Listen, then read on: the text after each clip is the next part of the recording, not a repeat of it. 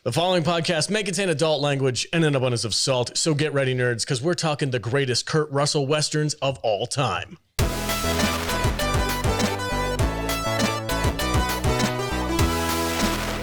Welcome, everybody, and thank you guys for joining us on this excellent episode of the Salty Nerd Podcast. We're talking the greatest Kurt Russell western movies of all time. I'm so excited. You had to close your eyes in order to say that. Really think about that.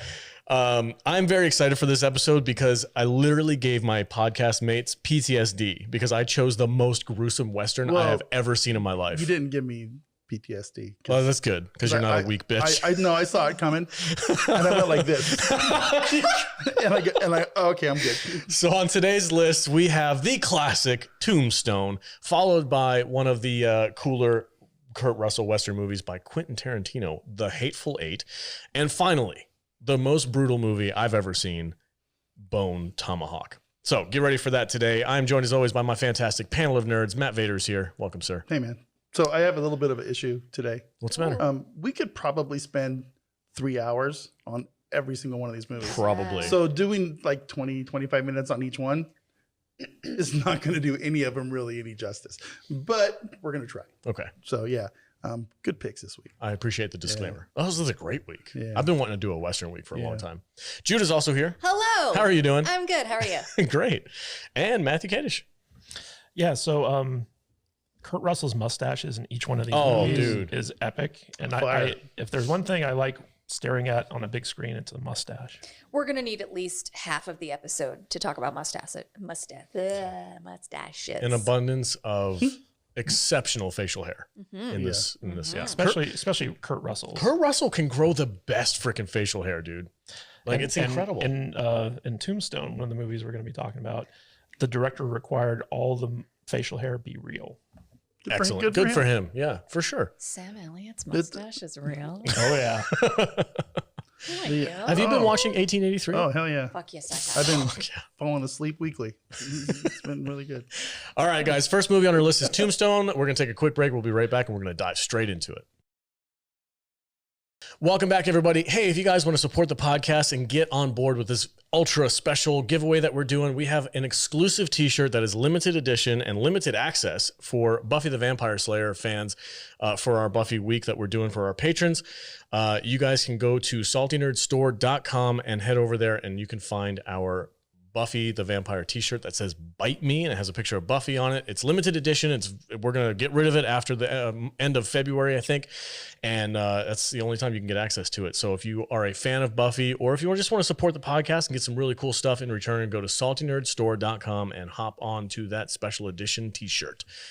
All right. If you've just been walking around naked and you don't have any shirts. Who doesn't have shirts? We got some. Yeah, we got awesome shirts if you need shirts. I asked Jude's feedback as I was designing it. She gave me the approval. I would hope you did. He gave me his opinions on the episode and I was like, "Bite me, Kadish." And he was like, "That's genius." T-shirt idea.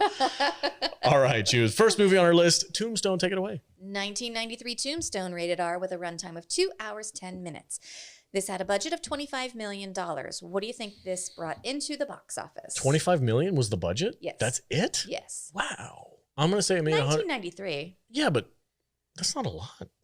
$25 million. I mean, it is Western. They're kind of low budget, aren't they? Anyway. They've got a lot of stuff on the back lot. Yeah, that's what I'm saying. They just like reuse the same sets. I want to say it made $150 million. Okay. Fee? Gonna say right around that same area. I'm gonna go a little lower and go 140 just for variety. Okay. Okay. You will be disappointed to know that according to Google and Wikipedia, it made $73 million. But that's still really good. Yeah. According to IMDb, it only made 56. It more than doubled its budget, which is good. Yeah. But this is still nothing to sneeze at. No, but somebody comes at me today with $73 million. Oh, you will never see me again. Pretty fucking happy. I'm pretty sure this movie has made way more money than that by now. Then this thing's a cult classic now. Oh, it's not even a cult classic. It's just a classic. Yeah. This is like in 10 years, this is going to be on TMC.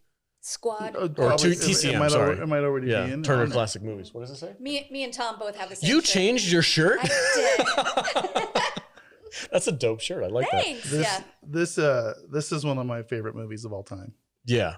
It's one of the best Westerns of all time. Yeah, this movie tickles me from the get-go. Like everything that they say, especially Doc, everything that they say, all of the fun little quips that they dig at each other, the whole fucking movie is just so much fun. Well, every line that Doc says is quotable. Oh yeah, everyone. Yeah. Every single one of them. They're all a sticker or a t-shirt or something. Most of them are lines that the actual Doc Holliday said. Yeah. That's awesome. That's really cool. Yeah.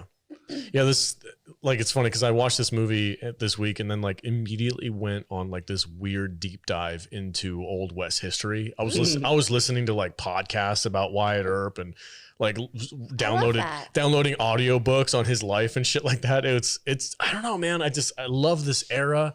I love movies that talk about this era. I am a huge Western fan. I love Western movies. This is not my favorite Western. My favorite Western is Butch Cassidy and the Sundance Kid, but this one is freaking right there. Have you ever watched Silverado? I think so. I don't remember if I did or not. I think that's my favorite Western. Okay. Silverado. I mean, I've seen a lot of Westerns, but I don't remember all of them. But it's definitely one of the type of movies that I like sit down and watch. This is one of those movies we're all just going to gush over, I think. Yeah. Well, do you want me to tell you what it's about? Yeah, first? please, Jude. Tell us what it's all about. Well, Curly Bill's been hitting the opium pipe too damn hard and draws the attention of all three Earp brothers, the lover, the fighter, and the one with the best mustache, when he got high and killed the Tombstone Marshal. Wyatt just wants to deal cards, be disappointed in his wife, and stay off the radar in the booming town. But his sexy older brother, the lover, fighter, and brother with the best mustache, feels the need to get involved and becomes the new lawman in town. Wyatt's got a lot on his plate already. He's busy babysitting Doc Holliday's drunk tuberculosis ass, being disappointed in his wife, and getting chased down by a horny horseback singer in heat. But family first, and he joins ranks with his brothers, Bill Paxton and Wade Garrett, to take on the unruly cowboys and restore order to Tombstone. Doc, suffering from a case of FOMO, accompanies the Earp brothers to disarm the cowboys, but Lowell Mather gets spooked and draws first, and it's a shoot-off. When the smoke clears, Sheriff Chicken Shit tries to arrest everyone involved in the gunfight, but Wyatt's like, I'm Snake Plissken, motherfucker, and the sheriff's like, oh shit, I hear my mom calling me. We can pick this up after I change the pants I just shit. So then Johnny Ringo tries to pick a fight with the Earps, and Doc's like, Wyatt Earp is my best good friend. And Curly Bill's like, Johnny, I hear your mom calling, and she sounds pissed. The cowboys strike later that night, going after the brothers and their wives. Bill Paxton gets game overed while shooting pool, and the man that taught Dalton everything he knows loses the use of his left arm. Don't worry, though, he uses his right for romance. Wyatt tries to squash what's left of the cowboys. He's gone full Oprah. You get a bullet! You get a bullet! Johnny Ringo challenges stuntman Mike to a duel, but his bestie pulls a huckleberry and beats him to the rendezvous to finish that little Latin discussion they started earlier. Discuss. That's a great synopsis. Oh, thank you. Man, could you like pull quotes from every movie movie ever made? Yeah. I love it. I love it when she does that. Yeah. God damn it, this movie's great. So I love this movie. I don't know if I can't just keep saying that the entire time we talk about this show. So what I'm going to do is I'm going to talk about the how accurate it is to actual history.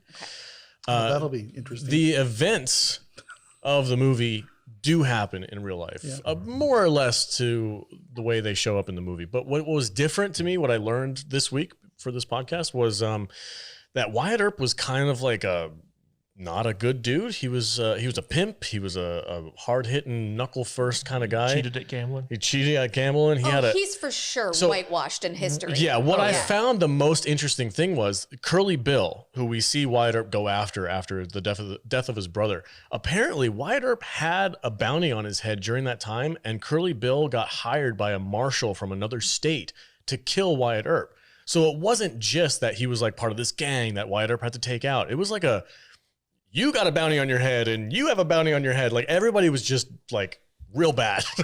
Everybody had a bounty on Everybody had a bounty on their head. They're all bad dudes. Wild West. I know. For a reason. I found that fascinating. Like they don't talk about it in the movie because I think it would be just overly complicated. But I just thought it was really interesting that like, okay, so Wyatt Earp's like portrayed as the hero of the West in legend and culture, but he was not that good of a dude. Do you know how that came about? I think it was his own biography, right? Well, so after, the events of the Wild West, basically he moved to California and became a consultant to movie studios for the Westerns.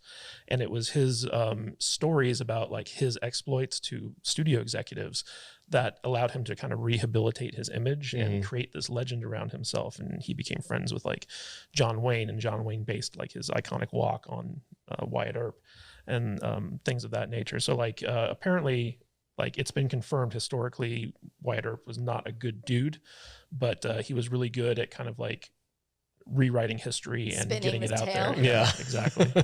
Good for him. Yeah, it was a cool thing. I did like that he like ended up in LA and he was like consulting on movies and stuff, and like all the Western movies that a lot of people grew up with, and those classic Westerns were all kind of like Wyatt Earp eccentric. One of the really interesting things about Wyatt Earp is in this movie, there's a scene where like basically he wades out, all these people are shooting at him, he doesn't get shot, and he ends up like, killing the guy. And every time I've seen this movie, I'm always like, that's the most ridiculous scene ever. But apparently that's accurate. Like there was a shootout where basically like he waded out into a hail of bullets, didn't get scratched, and ended up, killing the guys who were trying to kill him. Matrixed And him. he basically like ended his career without ever getting shot. Like he was a lawman who never once got shot. Yep, that's all accurate. I thought that was really cool too. And that was like one of those scenes where I was like, that's got to be made up for the movie, because Kurt Russell's just like going, no. Oh, talking like about at the end where, the final showdown there again. And so like, I was like, that's got to be something they made up for the movie. And it turns out it wasn't. I thought it was really interesting that like the fight at the OK Corral only took place like 30 seconds. Like that's how long it was. And it's like gunfights don't really last very long. Freaking legendary in Western history. There's so many movies made after it. It's crazy to me that 30 seconds 150 years ago can have that much of an impact on culture. I think I'm going to actually go there here soon. Are you? Yeah, I'm going to throw the wife in time. No, I'm going to throw the wife. I'm going to throw the wife in the Jeep, and we're going to just go away for a weekend. I've always wanted to drive down to Tombstone. It's a day's drive from She here. should probably get in on her own if you asked her. Probably would, but I'd like to pick her up and throw her. Makes me feel like a man. Yeah. You're coming with me. We're going to Tombstone. Get your laudanum. That's right. Vader, what's your thoughts on this movie? Do you have a favorite moment? Is there anything in particular that really stands out to you? I mean, the whole movie's awesome. The whole movie's good. Yeah. There's several scenes that stand out to me. Of course, the shootout at the corral. I like.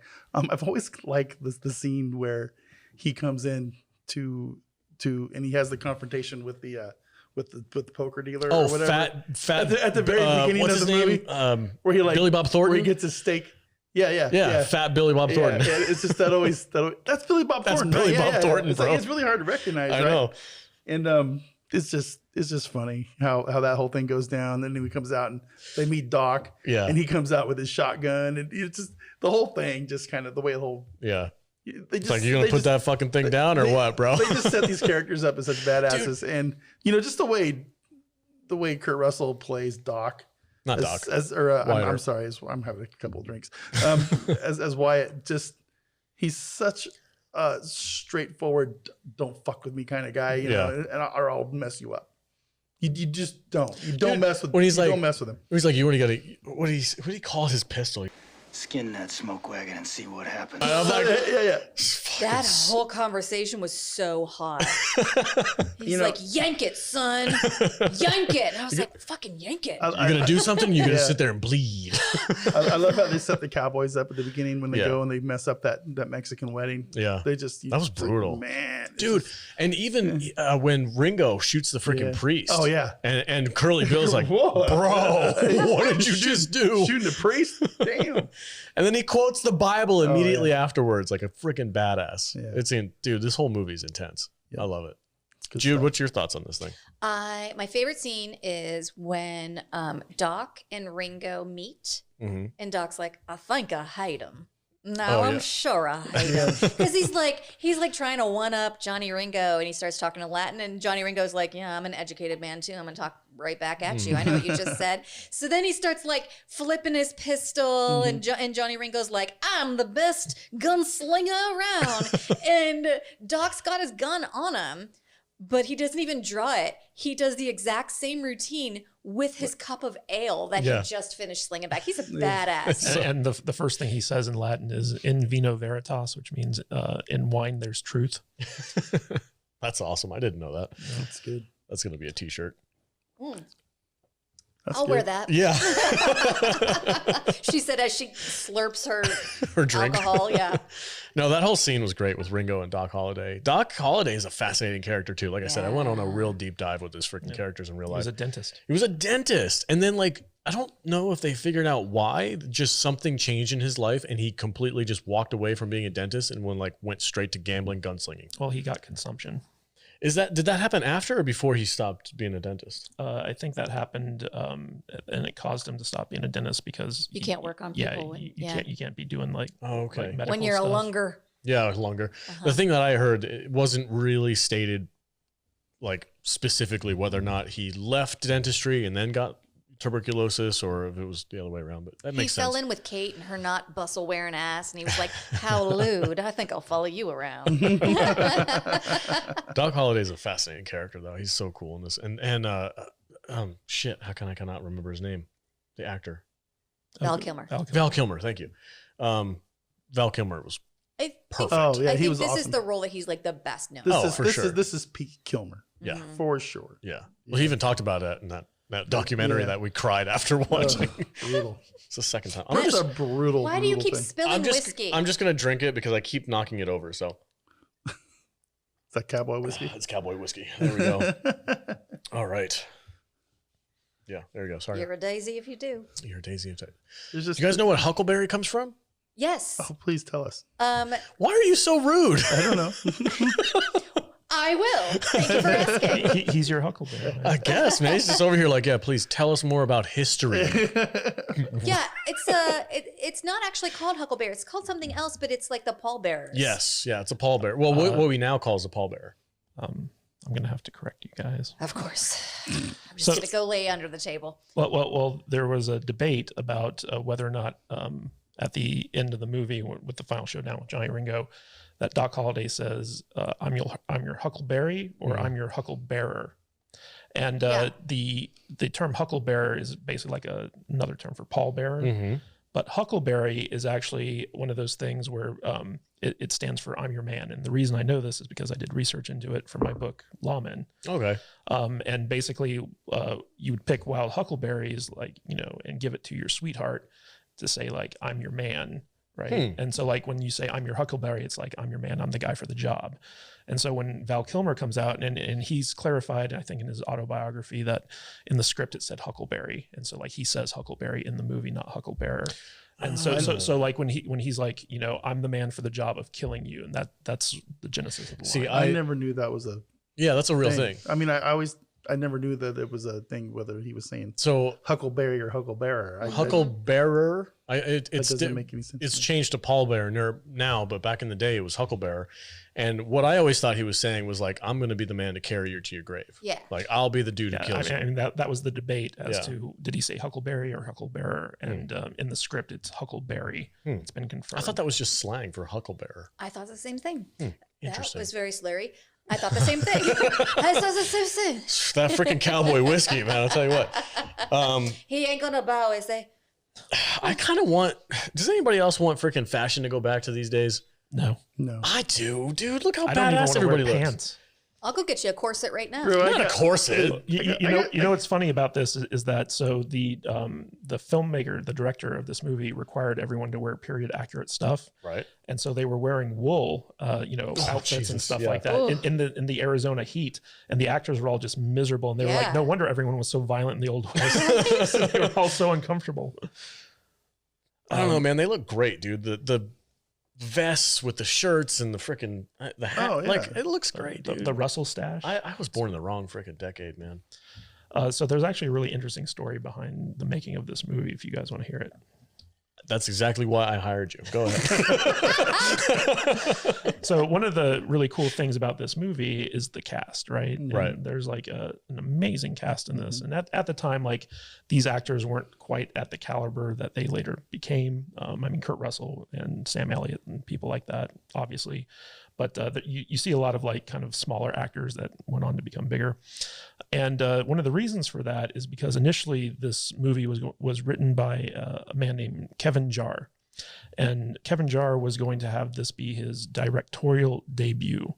And basically the script was this huge sprawling script that told the story of Tombstone from the perspectives of every one of these characters, right? Okay. So like, Johnny Ringo was a much bigger perspective in the show. It wasn't just the Wyatt Earp and Doc Holliday story. It was all these characters had like their own viewpoints. And it was interesting because at this time, just to put this in context, this was a dueling Wyatt Earp movie because Lawrence Kasdan was making one with Kevin Costner called Wyatt Earp.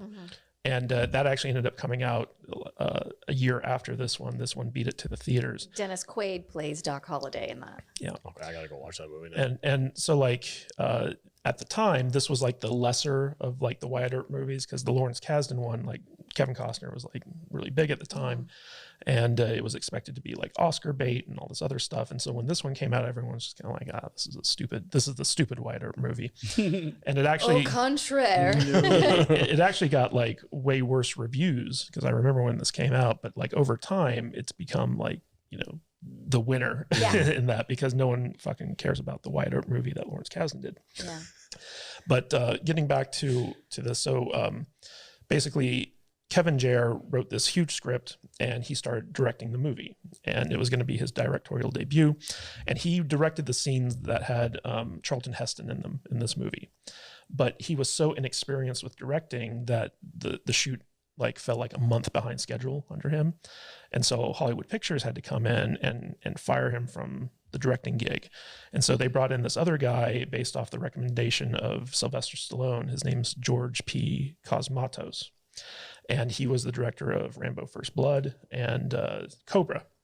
And so like he kind of came in and had like a week's worth of prep time before he got into shooting. And while this was going on, Kurt Russell was there, and he's like, okay, we're switching directors. I've been wanting to play Wyatt Earp since, long ago. Like he even named his son Wyatt after Wyatt Earp because he wanted to play this part for so long. And so he knew that the production was in trouble. And so he sat down with a writer and pared the script down to focus on the relationship between Wyatt Earp and Doc Holliday. And so basically Kurt Russell rewrote the script, and he was like the unofficial director of this movie.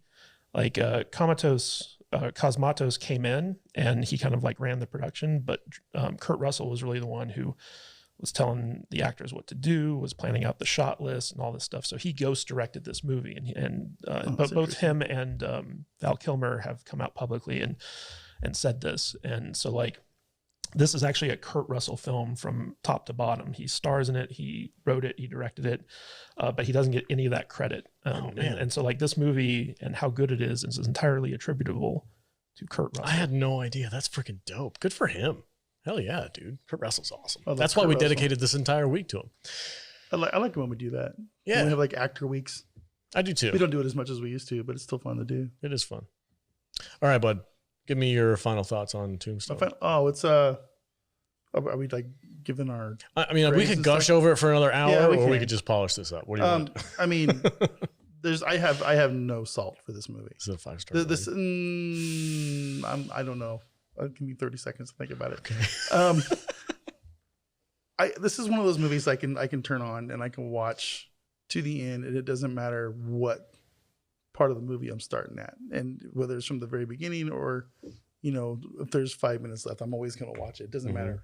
I love it. I love the characters. I love Doc Holliday. I love Sam Elliott. Those four guys are four of my favorite actors Of all time. Yeah, Yeah. they really are. And I got nothing bad to say about this movie. Even the bad dudes, Curly Bill. Curly Bill, Johnny and- Ringo. Powers Booth, Michael Bean. yeah. I mean, Stephen Lang. the cast in this thing is just, it's beyond next level. Jude couldn't believe that was Stephen Lang. Yeah. He's so unrecognizable. Yeah. And what's funny is like he was actually drunk during every scene he shot. Of course he was. Good for him. Because he is method as fuck. Yes, he is. I mean, I'm not joking when I say this. Sometimes I just watch this scene where they're walking down the street. Oh, with the dusters, yeah. Side by side. This one? That's the one. Just for fun. Yeah. You know, it's so iconic. It really is. It's an amazing movie. I'm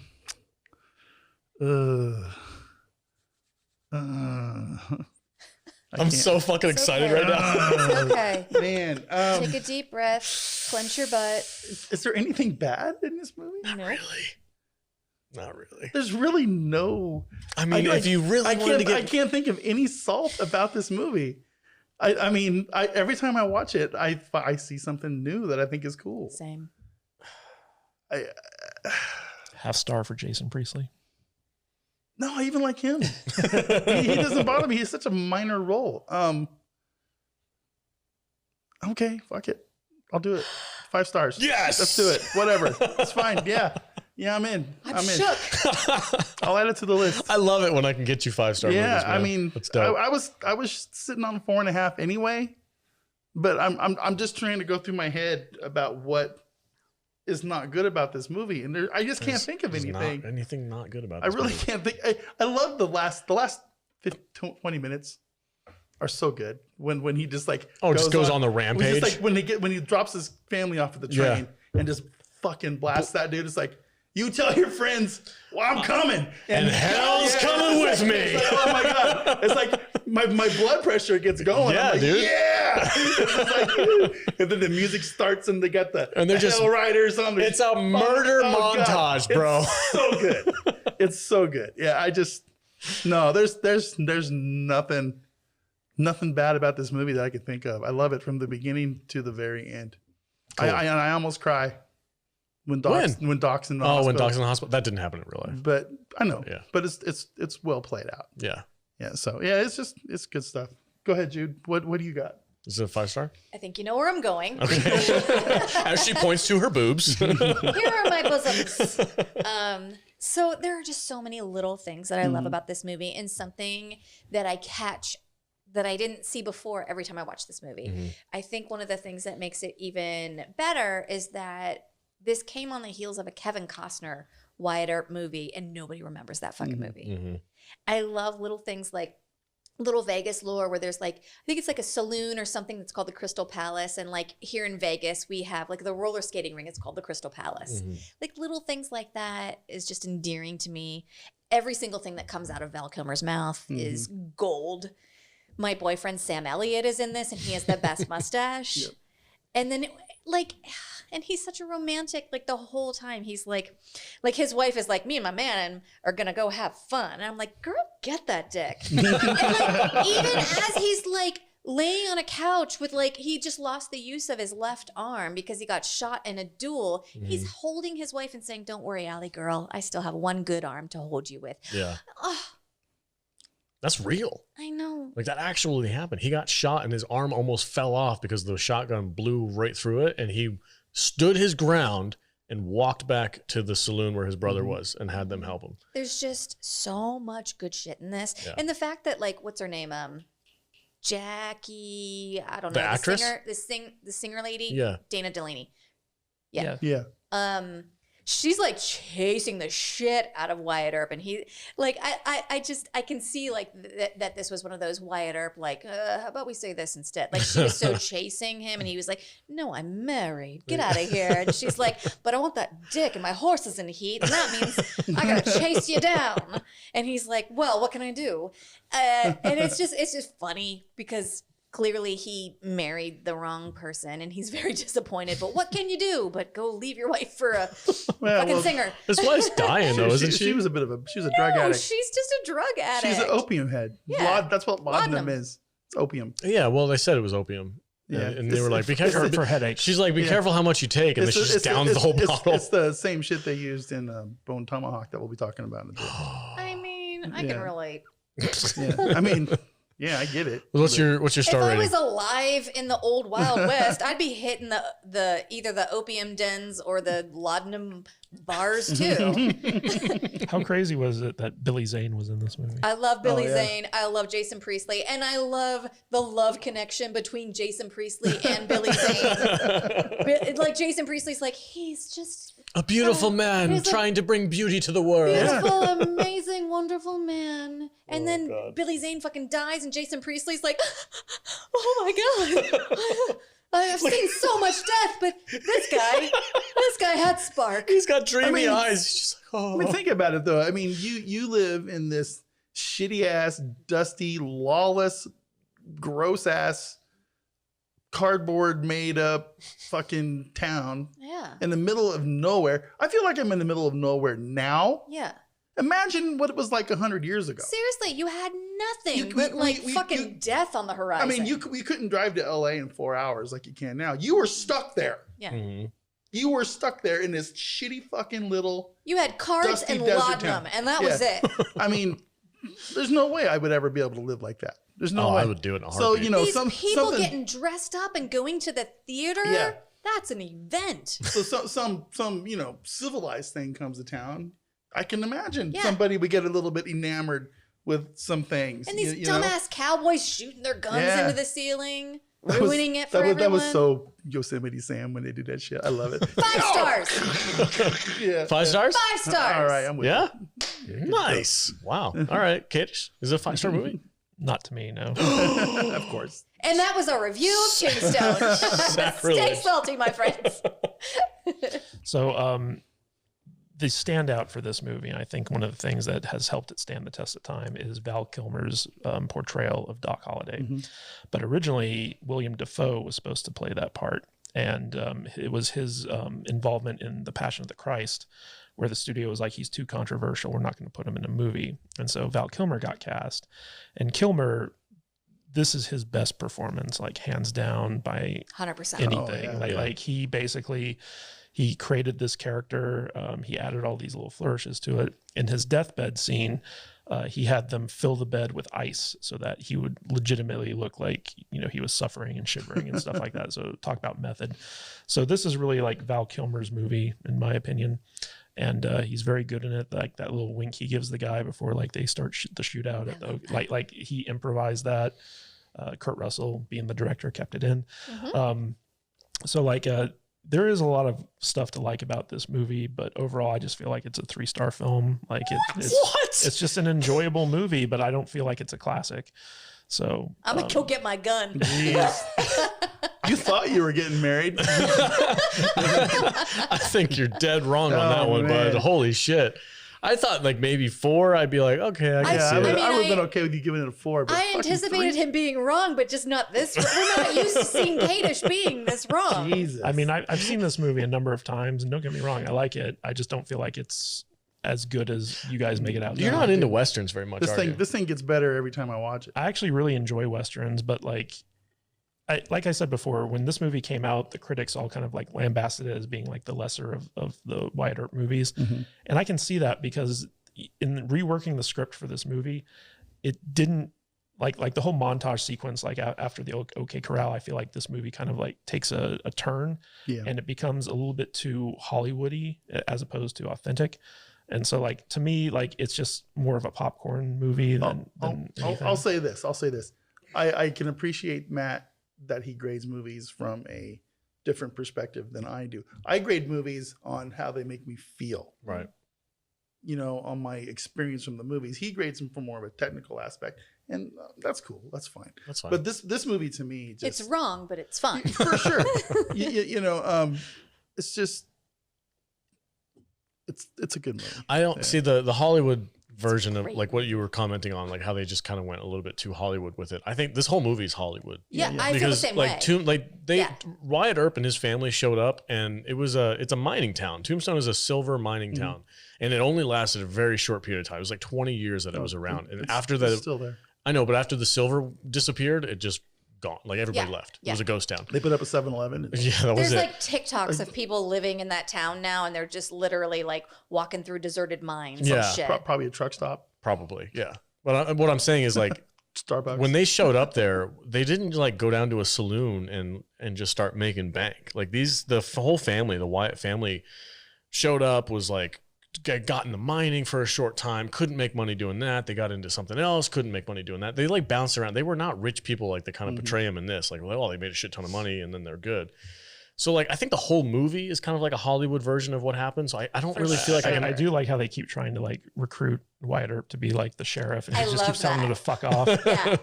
He became the sheriff of Tombstone because he was broke in real life. Like he couldn't make money, and they were like, "Can you be the sheriff?" And he's like, "I guess I need money. All right, fine, I'll do it."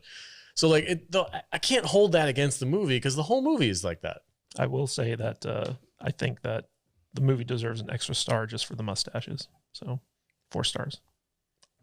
Too little, too late, Kadish. He's like, my Twitter account is going to be bombarded by Tombstone fans. We're taking away your blue check mark. For me, Jesus, 5 stars. I don't know, man. What does your heart say? Because if I give this a 5 star, then I have to give Butch Cassidy and the Sundance Kid a 5 star too. But that's your favorite movie. It's my favorite Western movie of all time. Listen, I don't know how you need to work it out in your... The rules are made up. Yeah. And the points don't matter. It's in the moment. You've had a lot to drink today, and it's our first movie, and things are going to get worse from here. Yeah. We're doing our best movie first, for sure. Yeah. 4.5. Okay. Half star I'm good with deducted it. for Hollywoodization. Whatever you need to tell yourself. Yeah. 4.5. It's not quite a 5, but I do adore this movie. Hey, Alex. Yes. I'm your huckleberry. I know you are. All right, that's it for Tombstone. Let us know what you think. I know there's a lot of people in the comments who are going to be like, oh my God, this movie. So comment below and let us know what you think about Tombstone. And stay tuned because the next movie on our list is Quentin Tarantino's movie, The Hateful Eight. We'll be right back.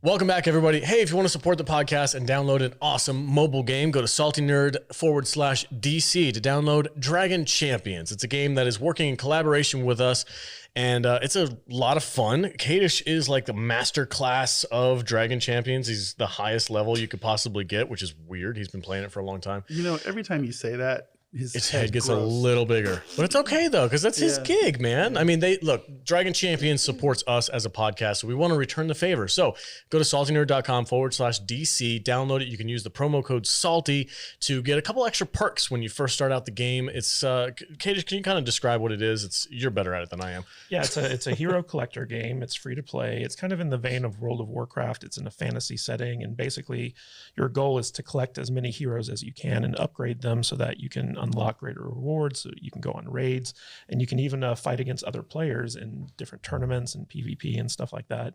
And for me, I'm someone who's kind of OCD and I love collecting stuff. And so getting to unlock these heroes and upgrade them and get them better gear and better weapons and using them to smite other players.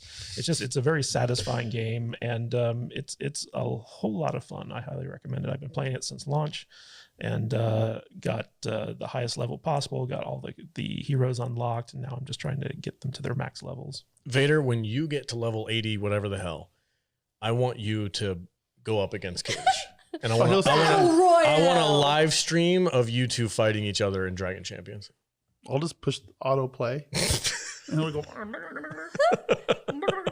And then Kadish will be over here with like a whiteboard of moves that he can do, and he'll completely destroy you. That's okay. I'll be like, I know exactly how to counter this. I'm not going to lie. I'm definitely one of the autoplay guys. It's like, come on. Well, that's one of the cool things about this game is that it can be very casual. You can just like autoplay throughout it to get your rewards and stuff like that. Because like the real fun of the game is just like upgrading your heroes and collecting them. It's not really about like what you have to do it. It's definitely a collector game. Yeah. Very much I'll completely understand why he likes it. All right, guys. The movie on our list that we're going to be talking about now is The Hateful Eight, Quentin Tarantino's 8th movie, I believe. Is that correct? Yes. Yes, it works on many different levels. Yeah, it works. I knew he did that on purpose. He's a goddamn genius. Jude, take it away. What is The Hateful Eight all about? 2015, The Hateful Eight, rated R with a runtime of 2 hours, 48 minutes, or 6 hours. I watched the 6-hour version this you week. Did Yes, in I that did. Time. I've never seen it. This had a budget of $44 million plus $30 million in promotion.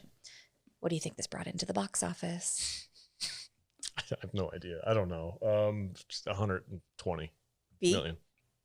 I wouldn't even know how to make a guess. What does Quentin Tarantino's movie bring in? Because I he's don't like know.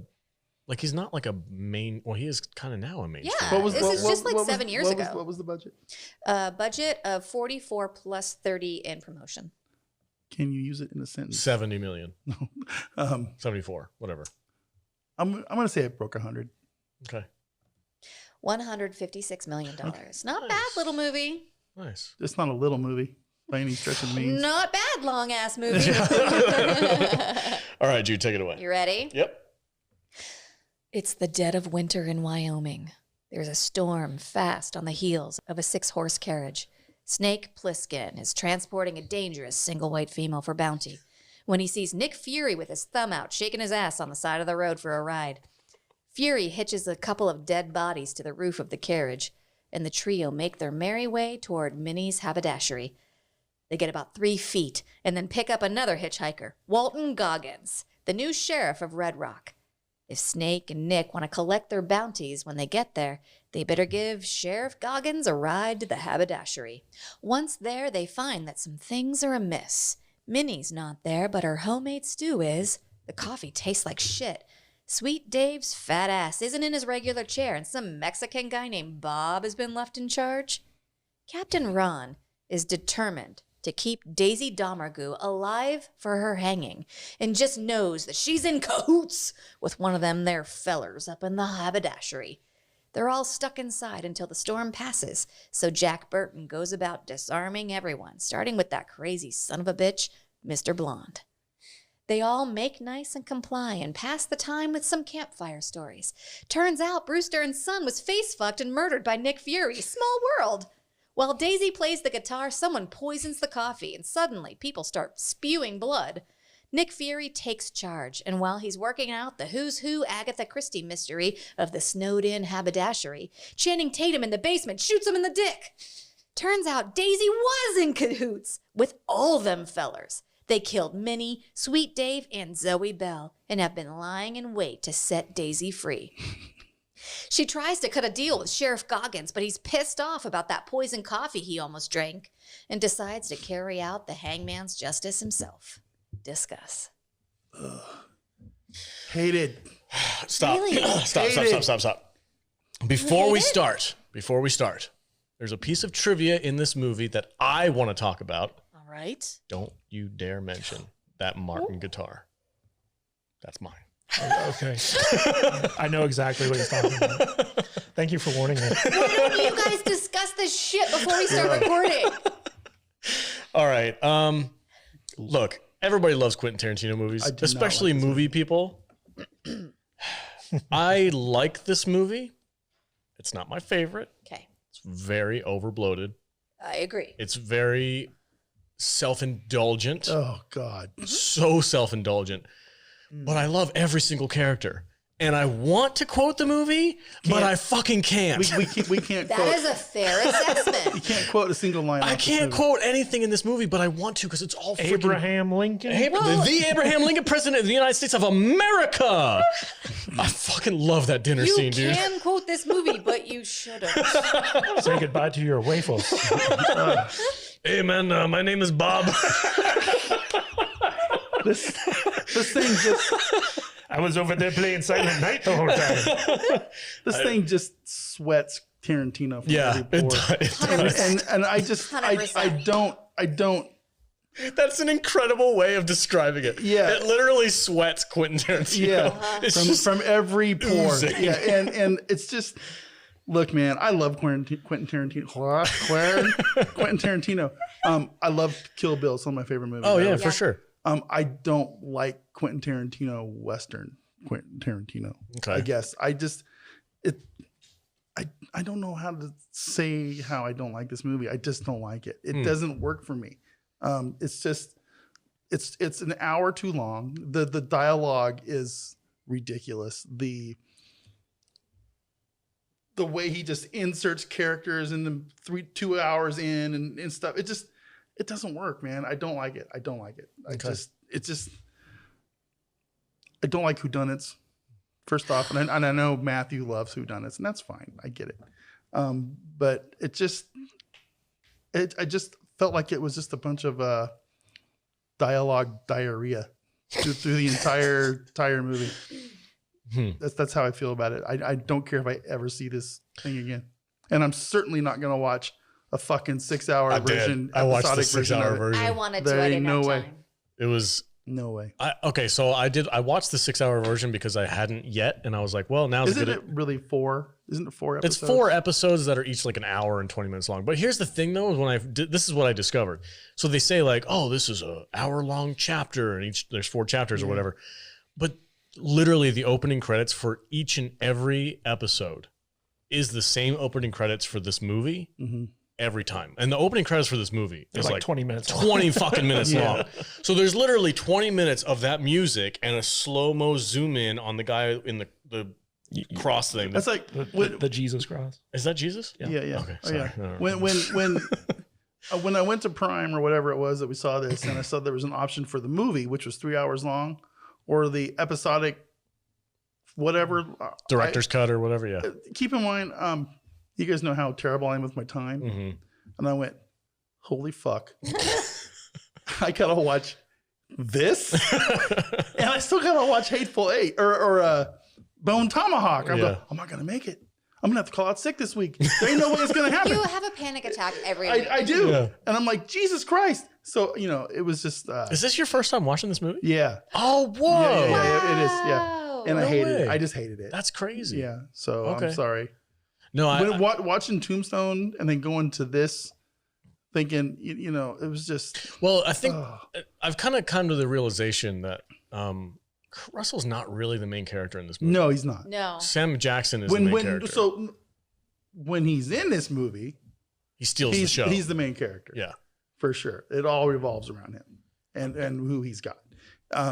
But his character is probably my favorite one in the movie. The Hangman. Yeah. John Ruth. Yeah, he's funny. And it's just he's so over the top and and everything. But there's just so much stupid dialogue in this thing that I just can't stand, Okay. And normally I like Sam Jackson. And Sam Jackson's just being Sam Jackson, but he's being Sam Jackson in 18 whatever. And I just don't feel like it really worked. And I get what Tarantino was doing, especially at the end when he reads the letter. It's like we're all a bunch of racist pieces of shit, basically, is what the story's about. Right. But This is coming from Tarantino. yeah. I don't know what else to say. Jude. I love Tarantino movies. Mm-hmm. I used to have like Tarantino watch party nights. I love his shit. That being said, this is probably in my top 5 least liked Tarantino movies. Okay. So I guess bottom 5. Yeah. This is only my second watch. It's just so I like Vader. I find time precious, and it's just such a commitment. And Kadish and I went to see this when it came out, and I fell asleep while we were in the theater. I drink a lot, and sometimes I get sleepy. And since then, I never watched it again because I was like, God, it's so long. It's just so much of a commitment. I don't have the time to watch it. So we watched it for this, and I was pleased because I was like, oh, I remember that. I don't remember that one part. I remember everything else. Turns out I was just kind of in and out. And I saw most of the movie. But upon my second watch, thinking that I had missed a lot of the movie, I was like, oh, I actually didn't miss that much. It's just okay. Quentin Tarantino reuses a lot of people throughout his movies, and they're people that he reuses them for a reason. They're amazing. Walton Goggins, Kurt Russell, Sam Jackson, Vince. Michael Madsen and Tim Curry. Is it Tim? That's not Tim Curry. That's not Tim Curry. Tim Roth. Tim Roth. Tim Roth. There Yeah. you go. Yeah. So like all of these people that he reuses in his movies, he does it for a reason because they're amazing. This movie isn't amazing. And that's probably why I fell asleep in the first place. Okay. I'm with you. There's not a single bad actor in this movie. In fact, there's a lot of them. It's an amazing cast. It really is. It's Jennifer Jason Leigh is she was good in this. I mean, I have to admit, I laughed when every time she'd open her mouth, Kurt Russell would beat the shit Punch out of her. the shit out of her. Shut up, bitch. Shut up, Dahmer knew. She gets more fucked up Yeah. throughout the movie. By the end of this movie, she's like just full on Carrie face. Yeah. Covered in She blood. starts off with a black eye, then she loses like a bunch of teeth. Oh, then God. she's just like face Covered in blood. Yeah. Yeah. And then she gets her foot shot. And then Like, and then she gets she killed. hung. Yeah. I mean, yeah, it was, yeah. So, It's Kadish. a good movie. It's not a great movie. It's not my favorite. Okay. Kadish, what did you think about this one? Again, I'm alone on my hill. Yes, This you're is my all-time favorite Quentin Tarantino movie. Really? All-time favorite Tarantino movie? Yes. Wow. I Wow. love this movie. Okay. Because all the writing stuff. I'm like right in between the two of you, or this side of the table. I think this table split this way this time Probably. because I'm kind of with Kate. Like, I really like this movie. I love it when we're on the same team. I don't hate it as much as you guys do. Go ahead, continue, Kadish. I don't hate it. All right. So first of all, Kurt Russell's mustache is the most epic it's ever been on screen in very this good. movie. Like his mustache just rules. He based his performance off of John Wayne. So like he's basically just doing a John Wayne impression throughout this movie. But I'm a big fan of like the Agatha Christie, like, you know, killers like trapped in a enclosed space type movies or stories. And this is actually Quentin Tarantino's version of The Thing. Like he was like, I want to do my take on The Thing. And so I'm going to get Kurt Russell and a bunch of guys who get trapped in a winter blizzard and don't trust each other and end up killing each other one by one. That's Dude, a you just different blew my perspective. freaking It's mind. a fucking horse of a different color. Yeah. And actually, originally, so like this was initially conceived as a Django sequel to Django Unchained. It's very Django. And Tarantino decided against that. And so like he aged up the main character and he turned him into the character that Sam Jackson plays. And after he had written this, the script got leaked somehow online. Mm-hmm. And it was so traumatizing for him that he was like, you know what, I'm not going to make this movie. But at the time they had a scheduled like script reading, like a table read type thing with the actors. And so the actors all went through with the table read and they all loved it so much that they convinced Tarantino to go forward with it. And so Tarantino retooled the script a little bit and decided to go forward with it. And this is really like almost like his love letter, not just to The Thing and Agatha Christie style whodunits, but also spaghetti westerns. And he even got Enrico Morricone, who did the famous Good, Bad, and the Ugly score, who had done other movies of Tarantino's to come in and do the score for this film. And it was like the music in this movie is just incredible. I feel like the music in his movies is always really good.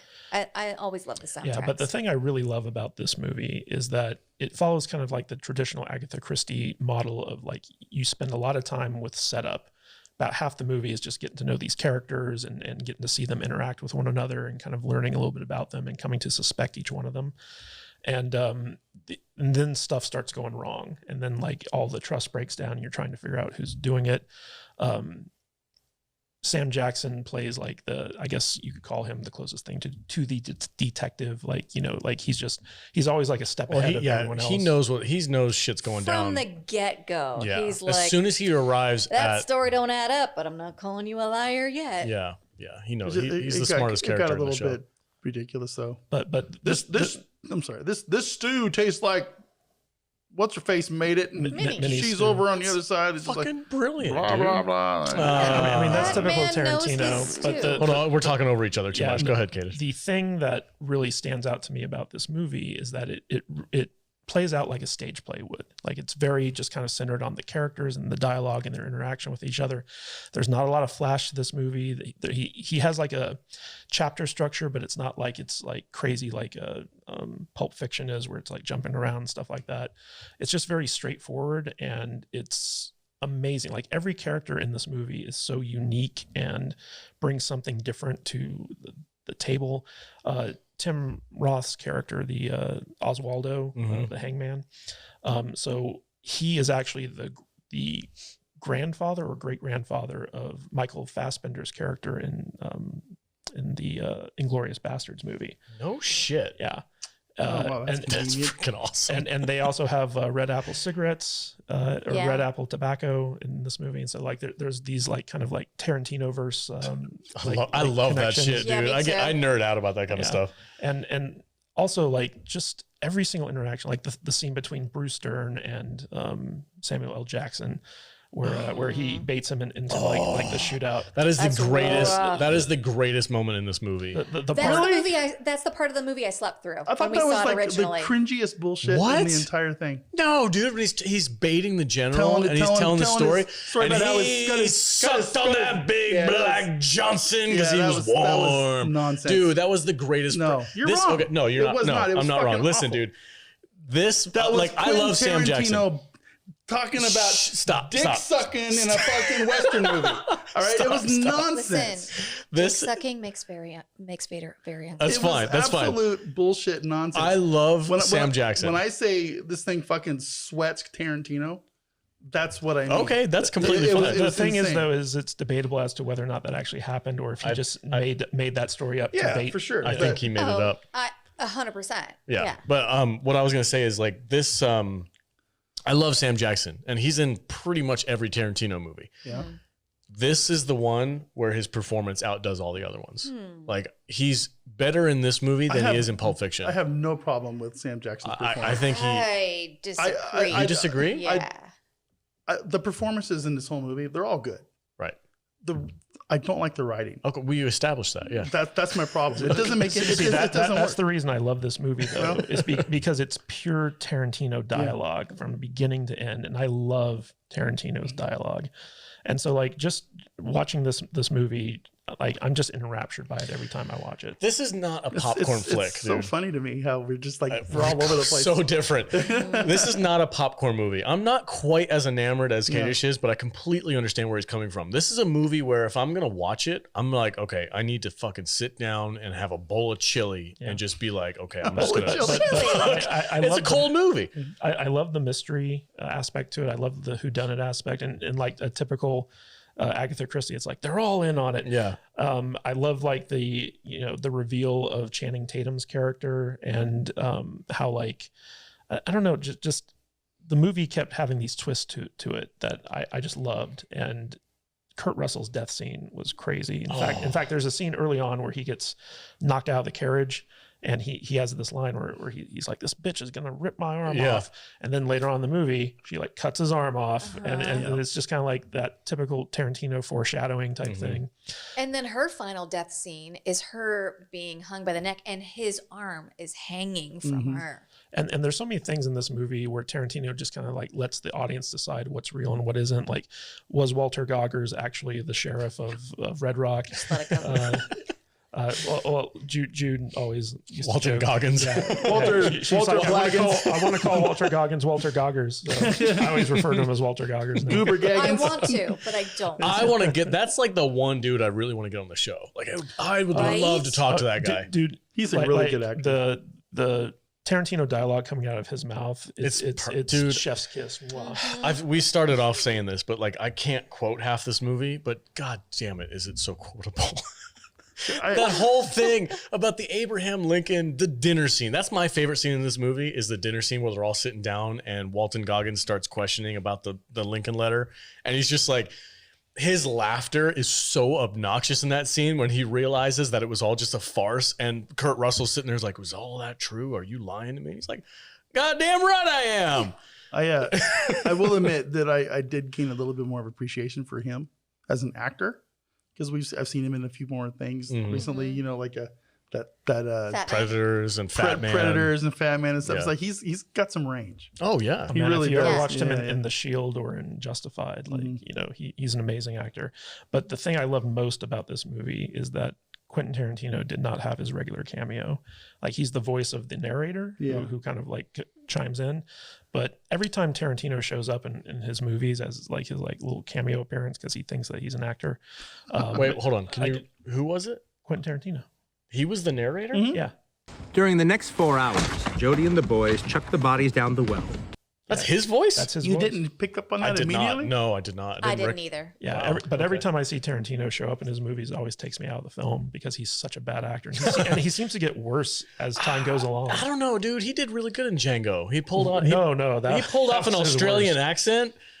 And then I love him in freaking Pulp Fiction. He's like, I know how good my fucking coffee is, Jules. All right, you don't need to tell me. I'm the one who bought it. Like, From Dusk Till Dawn.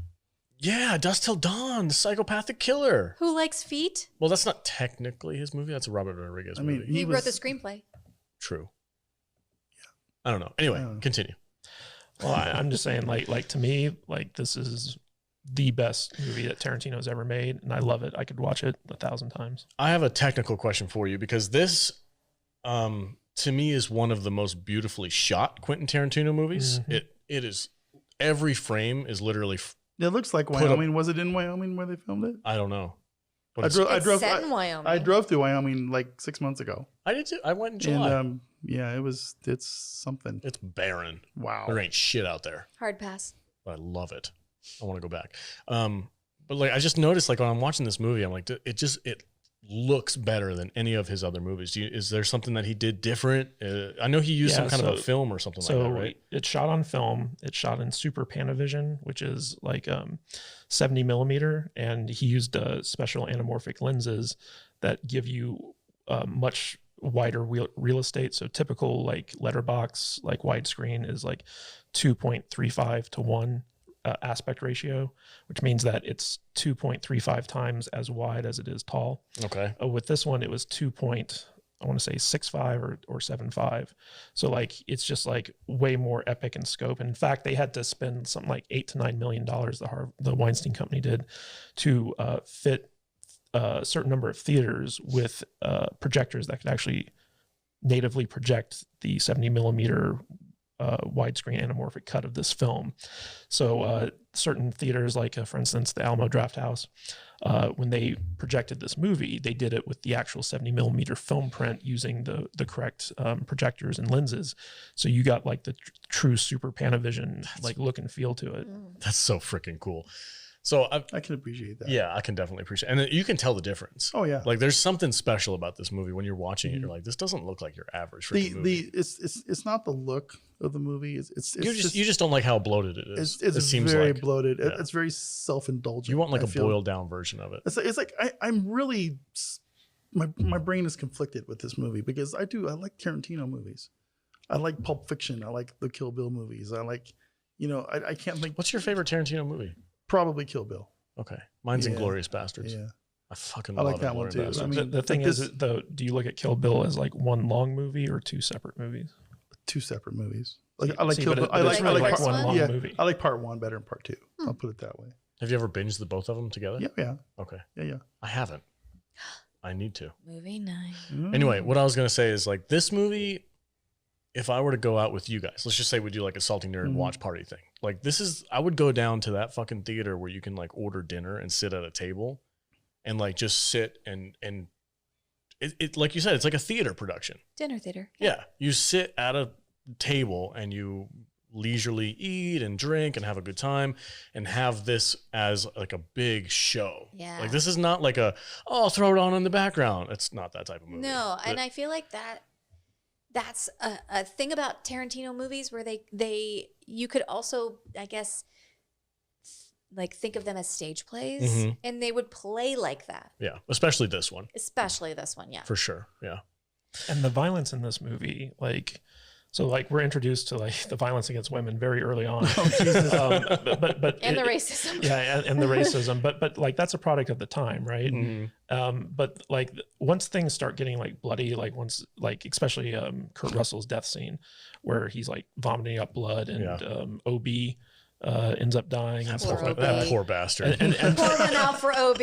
and then once Sam Jackson's balls get shot off and everyone's like shot and bleeding, Shit and literally dying. hits the fan. Yeah. Yeah, this movie becomes like a horror movie almost. Like it's just so bloody and crazy, and everything leading up to that though, it just felt like, oh, okay, this is appropriate for all these terrible characters because the title Hateful Eight, these are all terrible human beings. Yeah. Did anybody else like have some icky feelings about the fact that they put all of those dead bodies in the drinking water well. Oh, for sure. Yeah. Well, Yeah. as soon as he was like, throw him in the well, I was like, don't throw him in the well. And then they're that's like, where's the gross." well pump? And he makes the coffee out of the well water. Yeah, no, there's definitely some subtle hints that like, ain't good water. They're all going to probably die anyway. He's like, this coffee tastes like shit. Where's the well water? And I was like, don't drink that. But I just love movies where like you don't know who to trust or who to root for. Yeah. And it alternates. Like sometimes you're like, oh, like I'm with Walton Goggins or I'm with Sam Jackson or something like that. I don't really think I was ever like into any character in this movie. None of them are, but you can't root for any of them. And I think maybe that bothered me a little bit. Yeah. Maybe. I don't know. I love Sam Jackson's character. Yeah. Him going to task with the freaking racist general from the Confederate He Army. face fucked that guy's son. Yes, he did. Maybe. Look at, he just dies a little inside. So dumb. I don't really think that happened. Stand your It buttons. was so out of place. Stand your buttons up, dude. No, he So was out of just, he place. was trying to get a rise out of I him. know what he was It was trying all to do. bullshit. He was trying to justify the fact that he murdered that guy's son, and he was Right. throwing it in his face. By the way, Yeah. I had him suck my dick Yeah. too.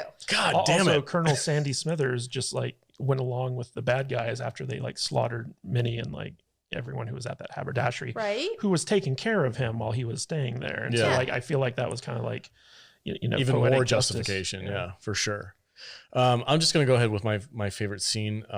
So throughout the entire show, Sam Jackson's character is, like we said, the one with the leg up. He kind of knows what's going on because he's been there. He's been to Minnie's haberdashery before. He knows the people there, and he's and he's super observant. yeah, he's very observant. That's one of my favorite elements He's of this the movie. detective. I don't have like a moment that I really love. I mean, I have several, but the one thing that I love about this movie is Sam Jackson's detectiveness.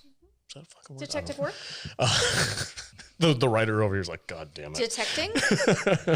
Like when he's looking and he sees the jar of candy, like we as an audience at that point have no idea what that means, but he's like, there's a missing jar of candy. And like the chair that, what's that Sweet guy? Dave. Sweet Dave sits Sweet in. Dave and his sweet fat ass. Yeah, he's like, I always want to say, you tell him Sweet Dave, Yeah. or Steve Dave for Mallrats fans out there. he's just, he's like, he would never put a blanket over his and he wouldn't not give it up to somebody else. Like the little things that kind of lead into it. And then at the end, it all pays off and you're like, oh, it all makes sense now. Like, I love that aspect. I love that freaking. Minnie even had a mother. Yeah. Yeah, I don't know any stable hand who turned down help in a That Right. too. Yeah. Are you calling me a liar? Not yet, I'm not. and how he kills a Mexican Bob, Yeah. Gosh damn it, just dude. like blows his face off. And he was worth like a hella bounty. And Right. he's like, ah, shit. He starts I laughing. blew his face off. No, he was like, you can have Bob. He's worth $10,000. And he starts laughing. He's like, he ain't worth shit now. I blew his face off.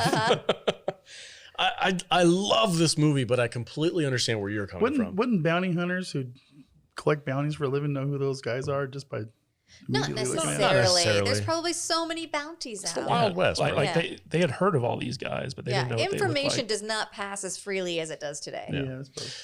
Didn't have the internet back then. No, okay. sir. No iPhone. No, sir. Pony Express. Yeah, I just felt it was bloated. Okay. That's completely fair. I think that's a Yeah. fair criticism because it It's is. just yeah. But you know the thing about this as compared to something like, let's say, Zack Snyder's Justice League. Here we go. God damn it. So in my opinion, Zack Snyder's Justice League is full of bloat and it's very self-indulgent.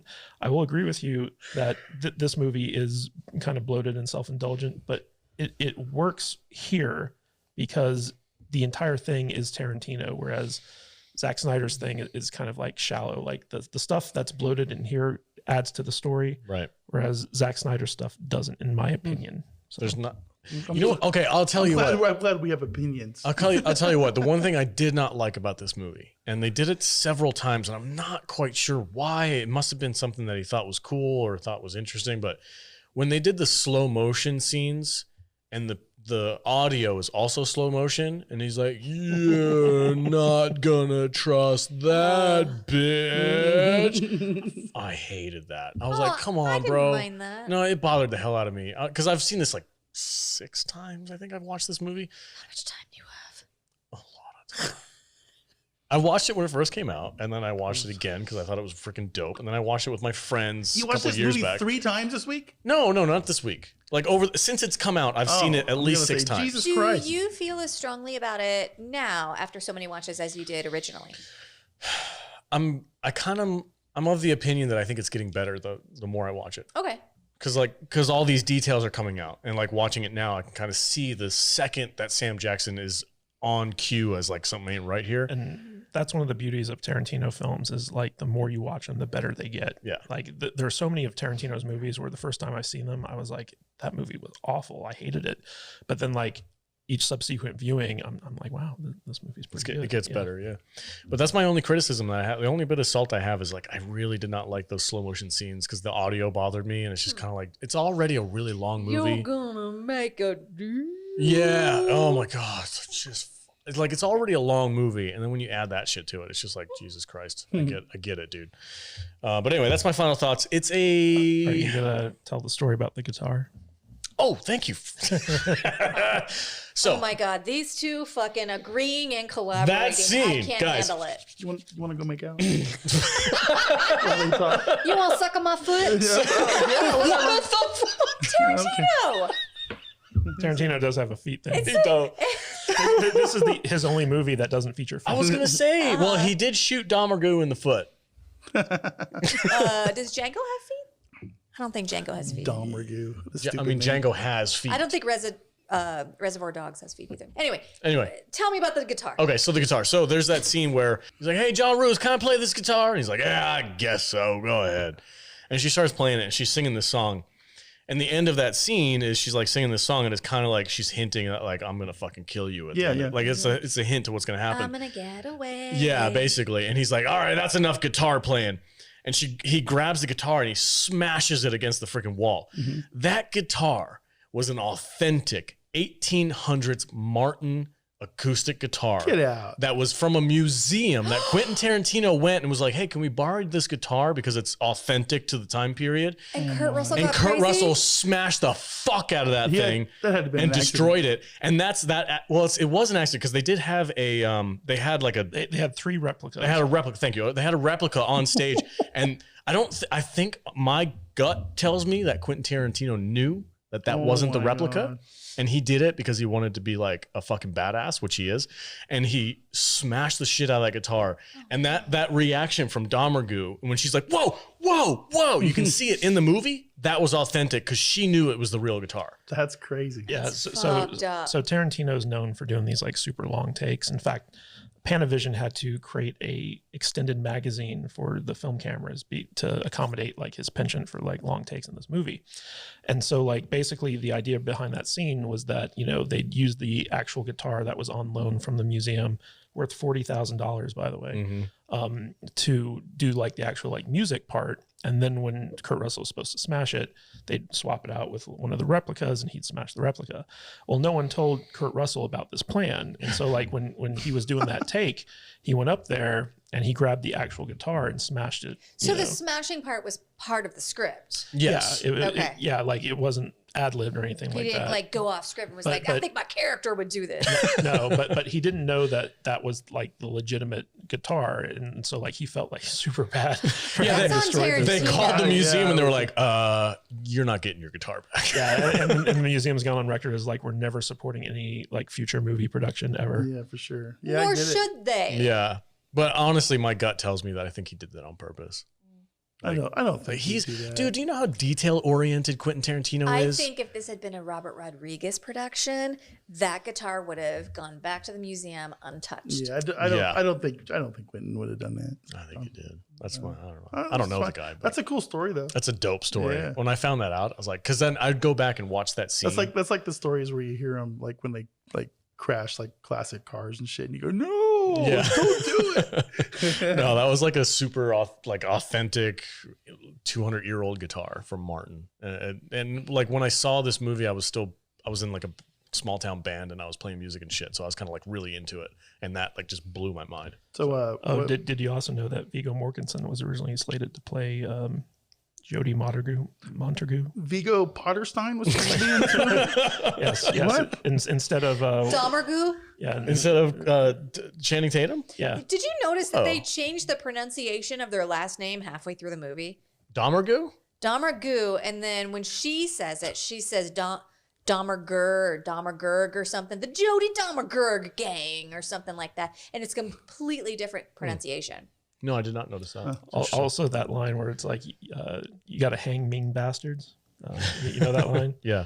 So that's actually from Sony Chiba's Street Fighter, which was, you know, the movie in True Romance that Christian Slater's going to see the marathon of. And it's one of Quentin Tarantino's favorite movies. So like, even though it sounds like, you know, something that the Old West would say, that's actually from a Kung Fu film. Nice. All right. Final thoughts. Give it a rating, Vader. Just self-indulgent dialogue vomit. Dig into it. I'm having a hard time with giving this one a score because I do like Tarantino movies. But I'm trying to like figure out where if I gave Kill Bill a 4, where would this go? Because I like a lot of his movies, you know. So I feel like I want you to give it a 2 stars so bad. It's not a 1. It's not a 1.5. I have a hard time giving it a 2 because there's a lot that's good about this movie. It's just not for me. Okay. You know, I'm just gonna put it right in the middle. 2.5? I'm gonna go 2.5 and just Okay. call it 2.5. All right. Yeah, That's because- at Matt Vader 74 yeah, on whatever. Twitter. You can do whatever, man. I mean, it's the whole. It's too long. It's bloated. The general son sucking on Sam Jackson's dick thing really doesn't seem like it belongs. It was too much. Okay. And then they just inserted Channing Tatum and shit in 3 hours into the fucking movie. It's just, it's like, okay, enough. I'm over it. I'm done. All right. Yeah. Okay. Jude, how about you?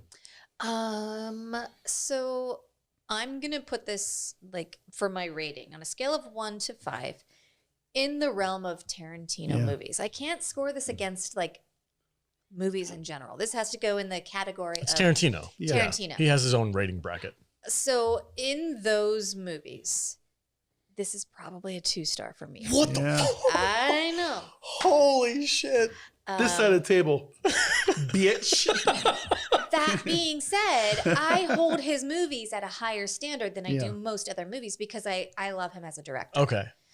So Quentin Tarantino's 2 stars, like an average movie, what would you be rating it for? Whatever you need to tell yourself. Okay. Yeah, just make it I'm work. gonna in your double. brain. I'm gonna double the stars.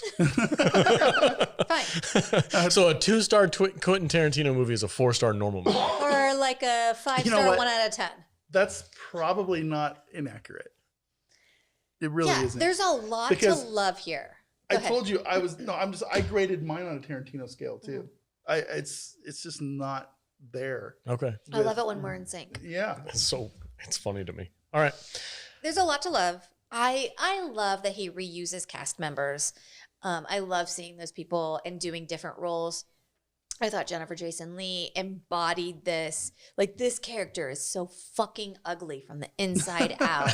She really is. I don't mean that like she's not pretty. I mean that her character is ugly. Yeah. And Jennifer Jason Leigh is beautiful. Yeah.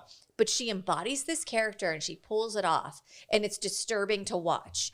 And at no point did I think while I was watching this, like, oh, that's Jennifer Jason Leigh. I didn't even recognize her at the beginning. I just was watching it and I believed everybody who was in this. This movie's so long and I hate that in a movie. And I don't disagree with Vader about any of his critiques. So on the scale of Quentin Tarantino movies, like, this is not in the top Wow. Okay. for me. Kadish, what's your opinion on this? Final thoughts. Give it a rating. So I love how long this movie is. I'm not like a big fan of long movies in general, but like watching the extended version on Netflix, I'm just like, give me more. This is, like I said before, I think this is my favorite Tarantino movie ever.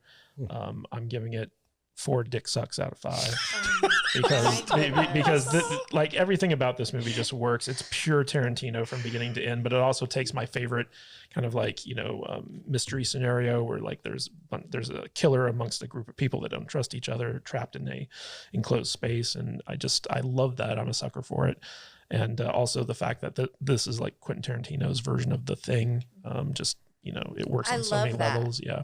And Kurt Russell's mustache, that gets a whole star just on its own. So, I totally respect your rating, because I can imagine that if you've had 5 dick sucks in a row, that 4th one probably chafes a lot. So I get it. It's not great. This is why we're getting married. The points are made up and the rules don't matter. This is true. Amen. All right. I'm literally dead center in the middle between the two opinions here. I do agree with you. It is self-indulgent, very self-indulgent, but it's Tarantino self-indulgent, and I don't mind that. So I enjoy it for that. Show me a Tarantino movie that's not self-indulgent. Yeah. I enjoy it. I love the cinematography is freaking gorgeous. This movie is just so beautiful to watch.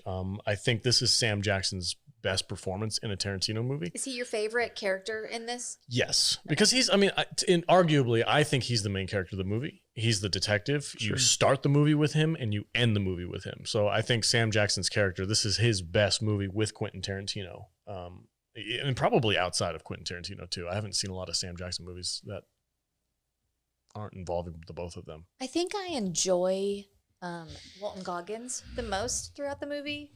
He's obnoxious. Yeah, and he's so kind of a dummy. Yeah, and that's fun. Yeah, I love that at the beginning of this, they are both like polar opposite sides. Like one's a Confederate army, one's a Union black soldier who kills a bunch of people. They should not be friends, but by the end, it's like the enemy of my enemy is my friend. So like they team up at the end and they have like a respect for each other. And so I think that's a really important story to have in this movie. It's pretty clear that they're both going to die in this snowstorm at the end, and they just make the best of it. Yeah. And they go out together. They're allies. Yeah, I love that aspect of it. This is going to be 3. I'm going to say 3.5 because it is long. It's way long, and it's not something that I'll watch all the time. I don't think it's his best movie. I love Inglourious Bastards way more.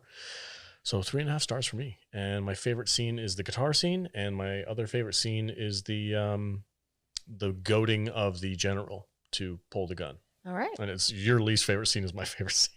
I freaking love that. That story is hilarious. All right, that's it for the Hateful Eight. Let us know what you think in the comments below about this movie. Comment if you are a super fan of Quentin Tarantino. If there's a fun fact that we missed about this movie, let us know in the comments. And next up is my favorite movie of the week, Bone Tomahawk. Stay tuned. We'll be right back. Welcome back, everybody. Hey, if you want to support the podcast and become a freaking club member, go to saltynerdclub.com. We love our club members. We hang out with them all the time. We do 4 exclusive podcasts just for them.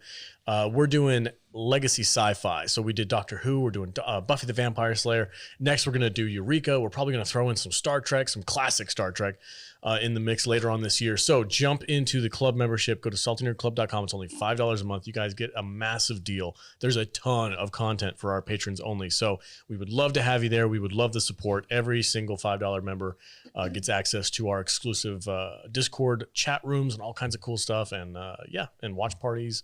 Tons of fun stuff. So I don't know that you can necessarily call Buffy legacy sci-fi, but it is what it is. And we make the rules. Yeah, it's legacy sci-fi for sure. For sure. All right. The next movie on our list is Bone Tomahawk. I am so excited to talk about this show with you guys. Alex is so excited. He's sporting his own bone. She's not wrong. He's like, this movie's so violent. This movie is so freaking cool. All right. That side of the table knows. This table's a little lopsided on this side. Katie's just like, put it away, man. Yeah, watch where you point that thing. Skin that smoke wagon. At least I have to give this movie a half star. Because there's boobs, right? There's some boobs. Yeah, all right, cool. So, yeah. All right, Jude, what is Bone Tomahawk all about? 2015 Bone Tomahawk. Not rated. With a runtime of 2 hours, 12 minutes. This had a budget of $1.8 million. What do you think this brought in? It probably made $2 million. I don't even know. I don't remember it coming out in theaters. I'm not gonna lie, I never heard about this movie. I know. Until you told us That's to what's watch beautiful about it. So, What do you think, V? $5 million. I want you to aim lower. Really? Uh-huh. Um, $1.8 million. Go oh, 500,000. under. $481,000. Wow. Yeah, this That's was one of those impressive. things. They put it out in one theater and then sold it to streaming. I This think. is a hidden gem, guys. no, No, it's it's not. Yes, it No. is. This is a really weird isn't. movie. This is awesome. Go ahead. What's that all You about? ready? Yep, Okay. take it away. When David Arquette rolls into town after desecrating the burial ground of some cannibals, the sheriff shoots him in the leg and puts him in the lockup until he can figure out just what kind of trouble he brought to town. By morning, it's too late, and the cannibals have already come and gone and taken with them the deputy and the wife of a one-legged rancher. Sheriff Kurt Russell puts a posse together made up of Matthew Fox, Richard Jenkins, and the hobbled husband for a rescue mission, and off they go. Several challenges arise along the journey, but the search party trudges ahead, on foot, having lost their horses and one of their members, Old Limpy Legs. They track the kidnappers to their cave lair, but soon realize that they're up against an enemy whose brutality they are unprepared for. They come face to face with the barbaric kidnappers and learn the reason their people were taken. Sheriff Hunt watches from his cage as his deputy is butchered and eaten in front of him. It seems that all is lost, and Kurt Russell is the next course, having made his prospect only to perish with the people he came to save. The butcher is back to carve him up, when who should arrive to save the day? Hubby hitching a step. Nothing can keep him from making sweet love to his wife once more, and he's carving up a few cannibals of his own. It's too late for Kurt Russell, but husband and wife reunite and shuffle their way out of Man-Eater Mountain and back home. Discuss. Man-Eater Mountain. Okay, so I got to give you guys some context for why I picked this movie. Because you like to torture us. Please do. I want to give a big, wonderful shout out to my friend Ruben Marks. He is a EMT and fireman out there in Orange County, California. A good friend of mine. We've been friends for a long, long time, and he introduced this movie to me. He's like, he lived in Vegas not too long ago, and he's like, bro, you got to watch freaking Bone Tomahawk. And I'm like, I've never heard of it. It's got Kurt Russell in it. I'm like, oh hell yeah, I'm gonna watch Bone Tomahawk. You're so easy. No freaking concept whatsoever for what this movie was. He did not warn me at all. He's like, oh no, it's a good freaking Western. Just go check it out. I'm like, okay, cool. So I'm watching this freaking movie, and this still holds the record for the only movie I've ever had to stop watching and prevent myself from vomiting, compose myself, and then continue watching the movie. This movie took me by such shock and awe and surprise. I was like, holy shit. I bet I can guess that scene that made you throw Oh. up. Yeah. So like it's always been stuck in my head, and I look at this and I'm like, nobody ever talks about this movie. This movie is like It's only 4 people have seen it, and we're here. way under the radar for any kind of like Kurt Russell movie. Like, it's got freaking Kurt Russell in it, dude. Like, Yeah. this should be like a mainstream movie, but it's not. It's a low budget freaking indie film, and it's amazing. This came out the same year as Hateful Eight. Yes. And I think that's the reason why, is because I think Kurt Russell grew that whole big giant mustache out. And then he was like, well, I might as well do a bunch of Westerns all at once. And he just like Make the most out of this glorious thing. he just went around Hollywood and found all the Western movies he could do and just did them. What can I do with this? Yeah. So shout out to Ruben, because this is one of my favorite Western movies. Really? Just because it's so freaking crazy. It's not- It's so brutal and crazy and imaginative and different. Like, I feel like this could have been a great movie. And then when it's over, you're like, wow, that was super weird. I don't know if I liked it. Not you, obviously, Alex. But like the whole movie, it's like it doesn't know who its main character is. It doesn't know who the lead is. Yeah. And it's the husband. Is it? It's his though? story. Yeah, it's his story. I don't know. By the time the movie was over, I kind of like thought it was the backup deputy. Right? Like there are a lot of good actors in this, good characters in this. It's the opinion of the backup deputy that there's something going on weird around here. Like what's his name? Brooder? Matthew Fox? Brooder? Yeah. Like he's a great character in this too, but everyone is like equally good but not great. And so you get to the end of the movie and you're like, huh, okay. well, that was weird. But like, it's not like it's not a forgettable movie. It's not a bad movie. It's just a weird movie. I mean, let's think about this just for a second. What is the story of this movie? It's a rescue mission. Cannibal Indians, cave people come to town, kidnap some people, and they go back and take them to their cave. And Kurt Russell and his little posse have to come rescue them. Right. They have there's like 12 of them. They have two blind pregnant women in the cave. And they have chopped off all their limbs. So they can't get away. They have surgically inserted wind whistle pipes in their throats. Probably bones. So they can go. Dude, how creepy is that shit, though? And it needed to be a science fiction movie.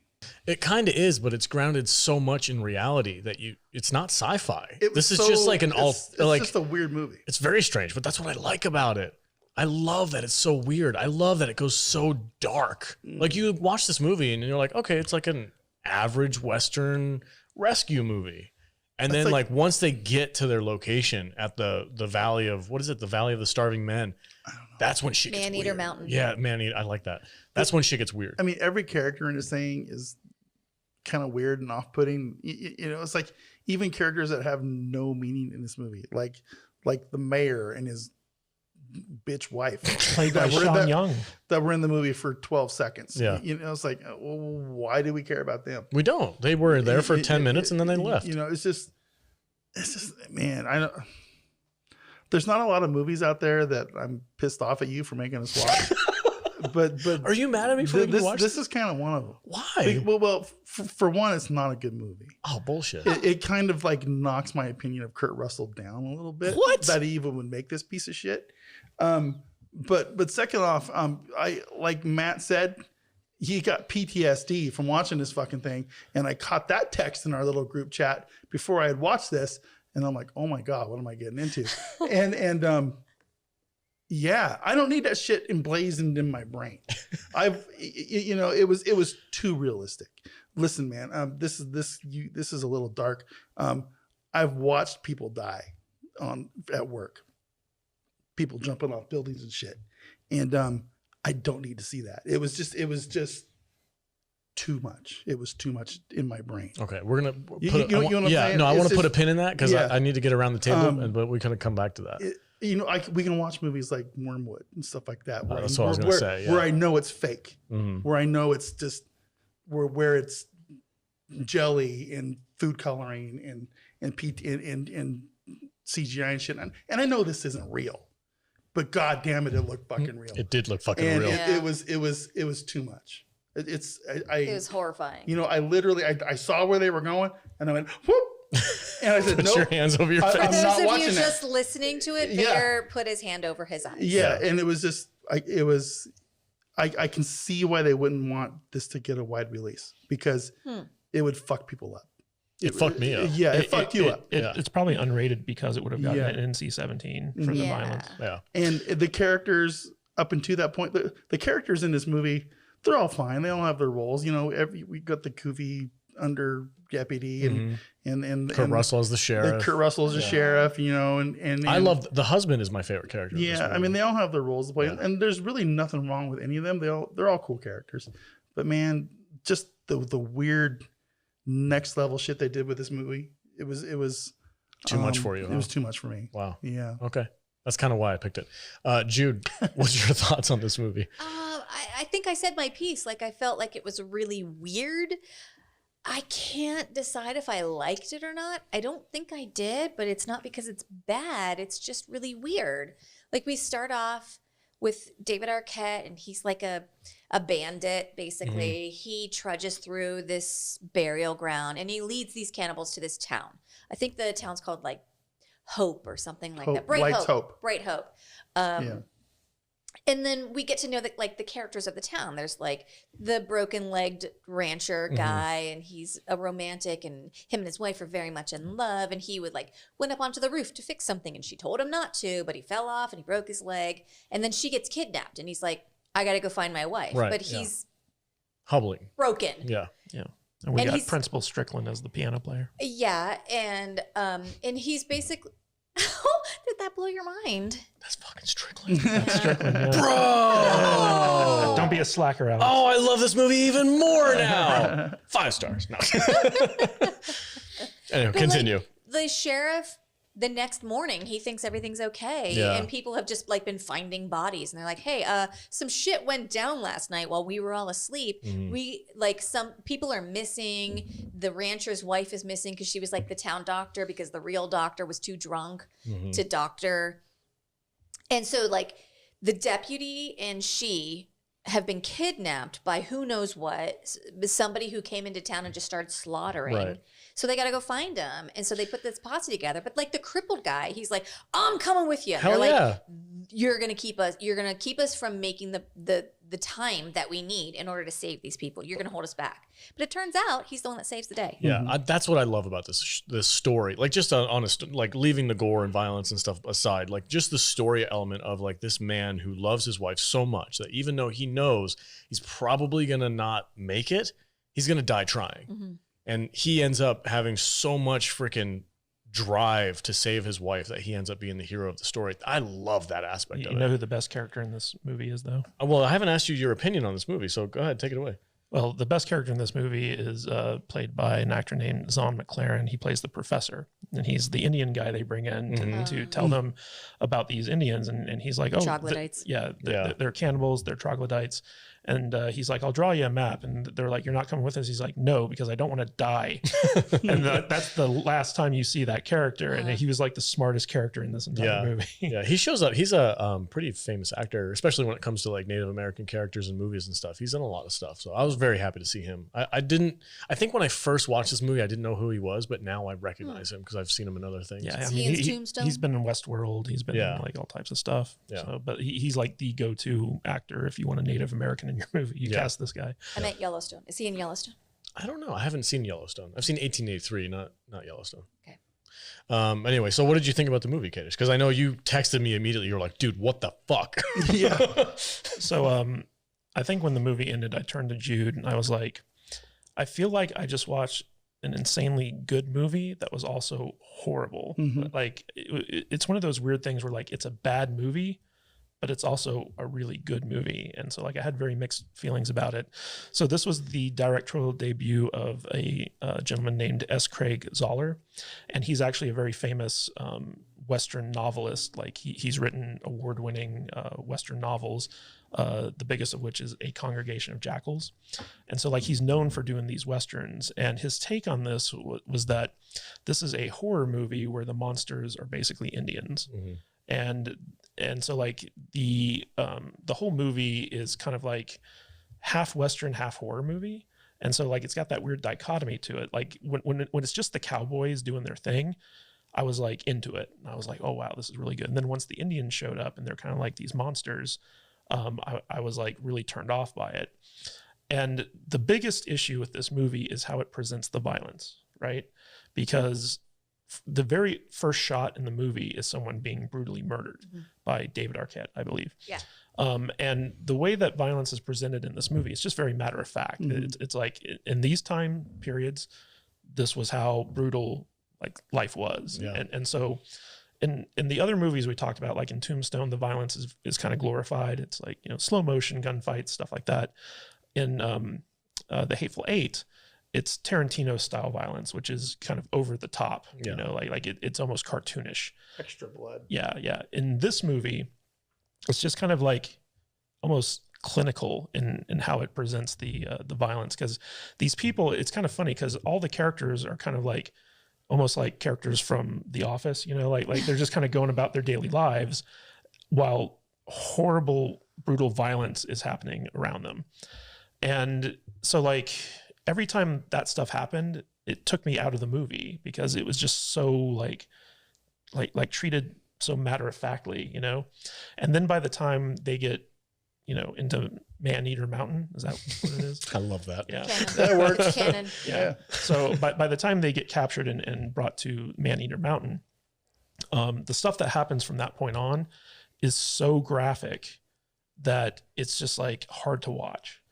And so like for me, like I was waffling in this movie because this is the best movie I've ever seen Matthew Fox in. Like his best performance, hands down. He's the guy from Lost, right? Yeah. Yeah. Give some context for Matthew Fox. I'm not sure if enough people... Matthew Fox, Party of Five. He was the doctor in Lost. He's kind of the main character in that show. He was in Speed Racer.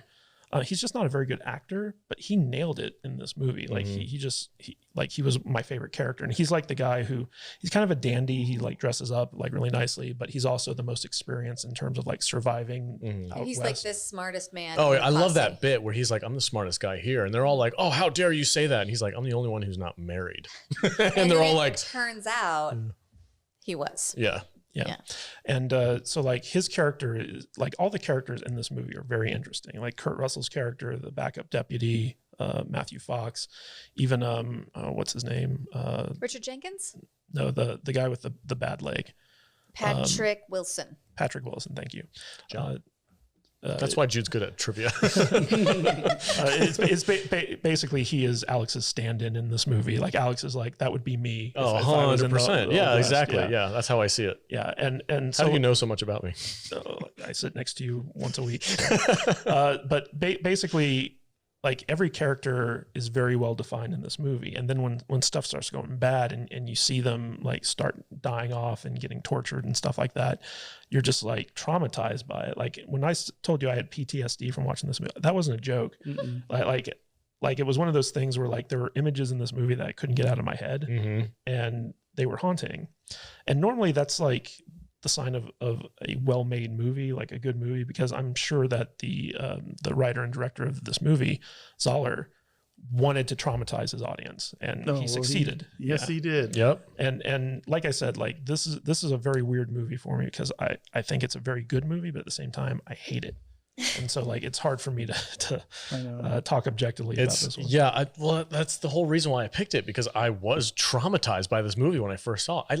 I've never had to do this before. We might as well dissect. Yeah, let's talk about that we're tiptoeing around. Let's not. I don't want to revisit that scene.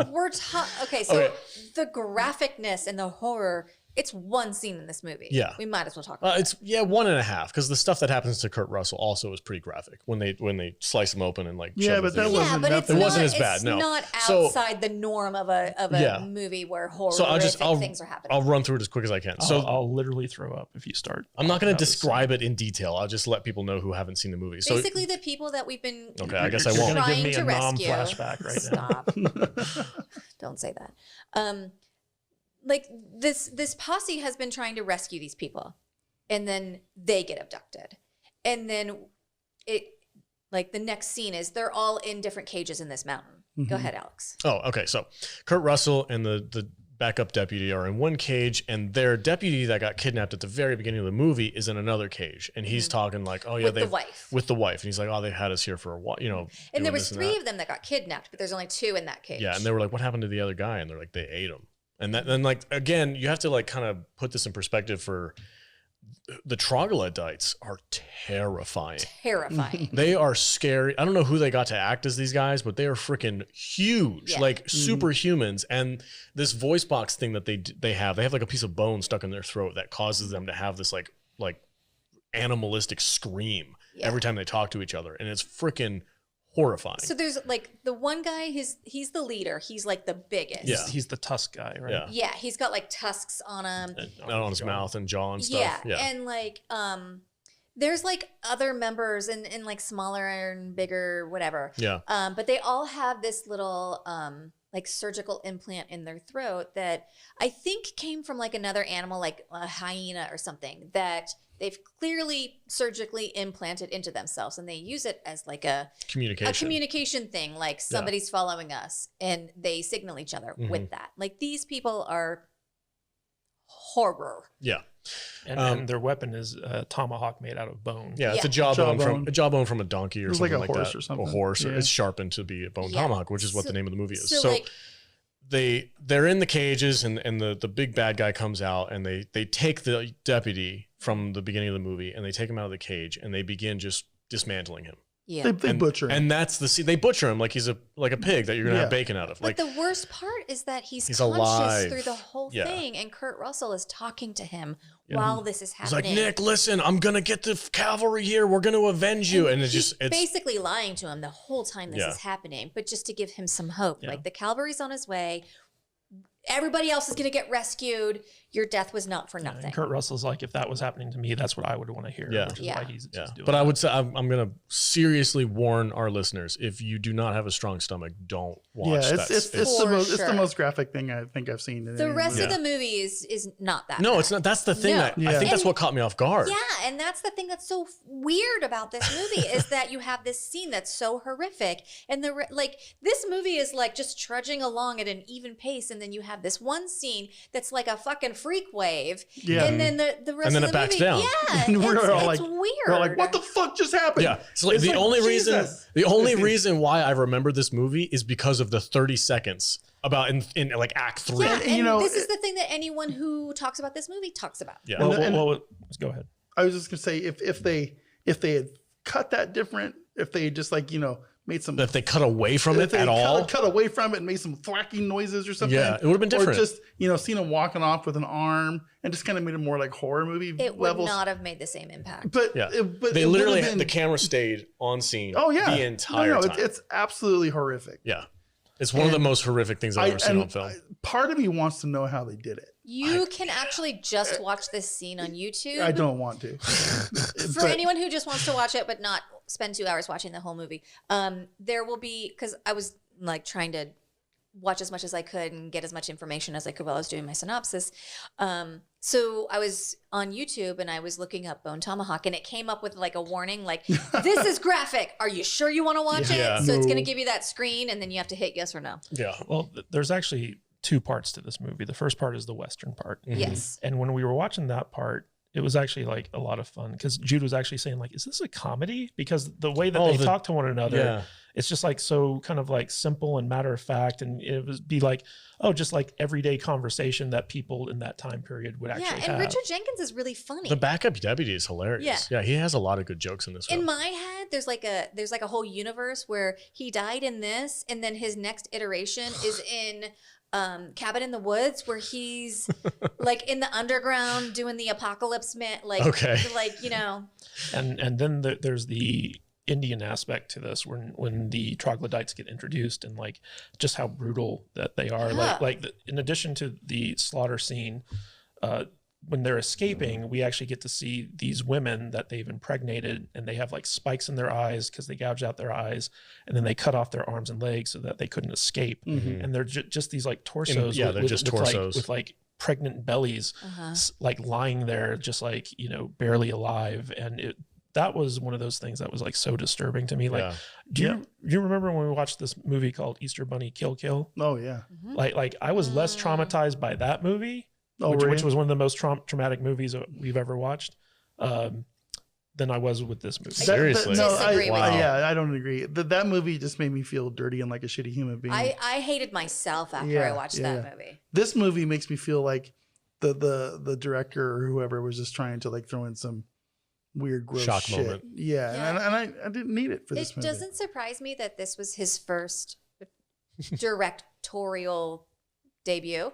And I just feel like this could have been great if things were like, I don't know, like just a bit So different. you think it went too far to the point where it's No. taking away from the movie? No, not Oh, at okay. all. I feel like that scene was very important in this movie, and everything else should have been built around that. If you knew that's where you were leading, I feel like the rest of the movie should have made sense leading up to it, because what we got was something that was like a couple of different movies, and you're not sure what this movie is until you get to that scene, and then you walk away and you're like, what the fuck did I just watch? Also, the scene where Kurt Russell is getting killed. Yeah. Yeah. Basically, like Very gruesome. oh, it was so graphic, and he goes out like a boss. Don't get me wrong, but the movie also just kind of ends, and it ends like right after you see all this horrible stuff, and so you're just left with this feeling where like there's no hopeful resolution. There's no like cut to like 6 months later where like the guy's leg is working again, and him and his wife have like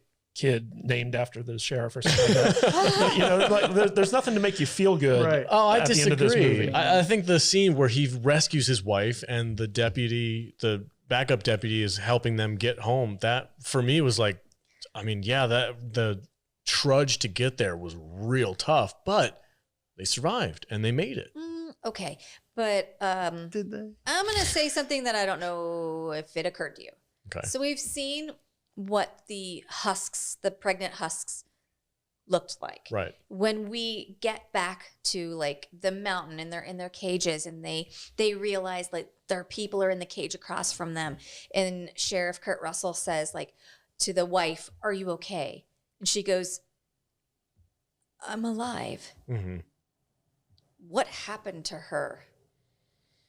Because I don't think they were going to eat her. I think they were going to see Impregnate if her. she got pregnant Yeah. and then cut her shit off. So what she had coming was probably worse than just getting eaten. Mhm. She was going to end up like those ones. And she, Well, she was purposely starving herself. Yeah. Because there was a moment where like, you have to eat something. And she's like, why? They want us to be fat. I'm not going to eat anything. Yep. yeah. Like that was the whole point. Yeah. So yeah, no, there's some dark, like subtones to the, not subtones, but what do you, Subtext. subtext. Thank you. Mm-hmm. That's why he's the writer. There's some dark subtext with what happened to her while she was there. Because Yeah. it was days, She days and probably days and did days. not just get thrown into a cage for those days. Yeah. But they never outright say it. So it's Yeah. speculation. I don't know. It's a dark movie. It's a very dark movie. Very I dark did not movie. enjoy it. Thank you for making me watch it, you dick. So I'm never going to watch this again. no, never. This is my second time. Yeah, I don't recommend anyone watch this. This is my second time watching it. So the first time I watched it, it freaking blew my mind. And I was like, holy God, I can't believe. And I was like, has anybody else ever seen this movie? And I like, nobody ever talks about it. 4 people. Yeah. So final thoughts, give it a rating. I don't really have any. Don't watch it. It's not good. Oh my God. It's really? it's just I don't know. I don't even know how to grade it. If you take the silly gross part stuff out, I'd probably give it a 2. That's it. Yeah. Okay. Yeah. I didn't think it was all that great. You know, I thought the characters were kind of silly. I thought the dialogue was dumb. You know, the backup deputy the backup deputy sheriff, whatever stuff was kind of silly. Yeah, it's just one of those movies that if I would have turned off after 20 minutes if I didn't have Never to would watch have it even gotten for to this. that big No, moment. no. Okay. So yeah, I'm gonna give it 2 stars, huh? 1.5. What? Oh. Yeah, All right. All right. Okay. yeah, half star for boobs. Okay. Yeah. Jude, final thoughts. Give it a rating. So it is the opinion of the backup deputy that the suspicious man was suspicious. Okay. I thought the dialogue was fun. Yeah. I thought the movie was weird. I don't begrudge that scene and the horrificness of it because it was interesting and it made me feel something. But I don't recommend the movie. It's a weird fucking movie, and I don't think the movie knows what it is. Yeah. So I'm never going to watch it again. I don't know that I'm regretful that I watched it. It's just weird. I don't know what to think of it. I would prefer to put it out of my head, I guess. 2 stars. 2 What? troglodytes out of 5. All right. Okay. Kadish, final thoughts. Give it a rating. This is a well-made, competent movie. It's got great acting in it, good dialogue. It's very disturbing. I can't say that this is a bad movie because it's not. It's a unique movie. It's not like anything I've ever seen before. And I can't give it 2 stars because it's not a 2-star movie. I got to give it a 3 stars. But that being said, I do not recommend it. I don't think anyone should really watch this. I mean, like, there are certain people out there who like go gaga over it, but at the same time, like watch up to the point where Matthew Fox dies and then turn it off, and it'll be like a good movie. But up to that point, like after that happens, it just gets so dark and goes so off the rails that I can't recommend it. So, but it is a good movie. It's a 3-star film in my opinion. Okay. I think it's a really good movie. All the characters are very well defined. I love Kurt Russell. I love the husband who goes on this mission. Like Kay just rightly pointed out, I put myself in his shoes, and I'm like, if that ever happened to me, I'd hope I'd do what he did and just be like, I'm going, nobody's going to stop me come hell or high water. So I was on board for his storyline and following that. Sip that opium. Hell yeah. And just massacre some freaking troglodytes. I've seen a lot of really fucked up movies. Like I've watched like Human Centipede and weird shit like that. I don't like those movies. I cannot believe you have watched Human Centipede. I have. It's wild. I have. I don't like overly gory, graphic That's movies. why I'm in shock. I don't even like the Saw series. Like I'm not into that torture porn stuff. Yeah. This movie is 90% Western Mhm. and 10% holy shit. Mm-hmm. And I kind of like it for that. I like that it has that really unbalanced feel. So you like just a sprinkle of torture porn, Because it fit not to like me. a full main course. Yeah, no, I don't want 2 hours of that. Like if it was 2 hours of Man-Eater Mountain, if it was 2 hours of Man-Eater Mountain, I wouldn't watch it.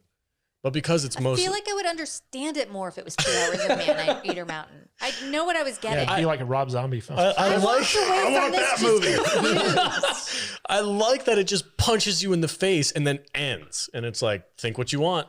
Like I found that very interesting and Okay. very fascinating. I think that assessment is very interesting because I don't want someone to just punch me in the face and then walk away. I want you, You want to brawl. punch me in the face and then stand there and take it. No, I found this movie to be very unique, and I'm glad that I've seen it. And if you are like me and you're like you got that weird side to you and There's you like nobody like you, there's boo-boo. like some weird shit in your movies every once in a while, I do recommend you go watch it because it's a good movie. Just prepare yourself. I was not prepared the first time I watched it, and I had to turn it off and walk away for like 20 minutes and like compose myself. You are a And go, good little duck. damn, holy shit. Stop watching, walk away.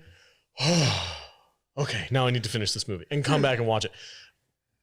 100%, I understand where you guys are coming from. It's messed up. The PTSD, I apologize. It's jacked up, Well, dude. I got you this week. You got me.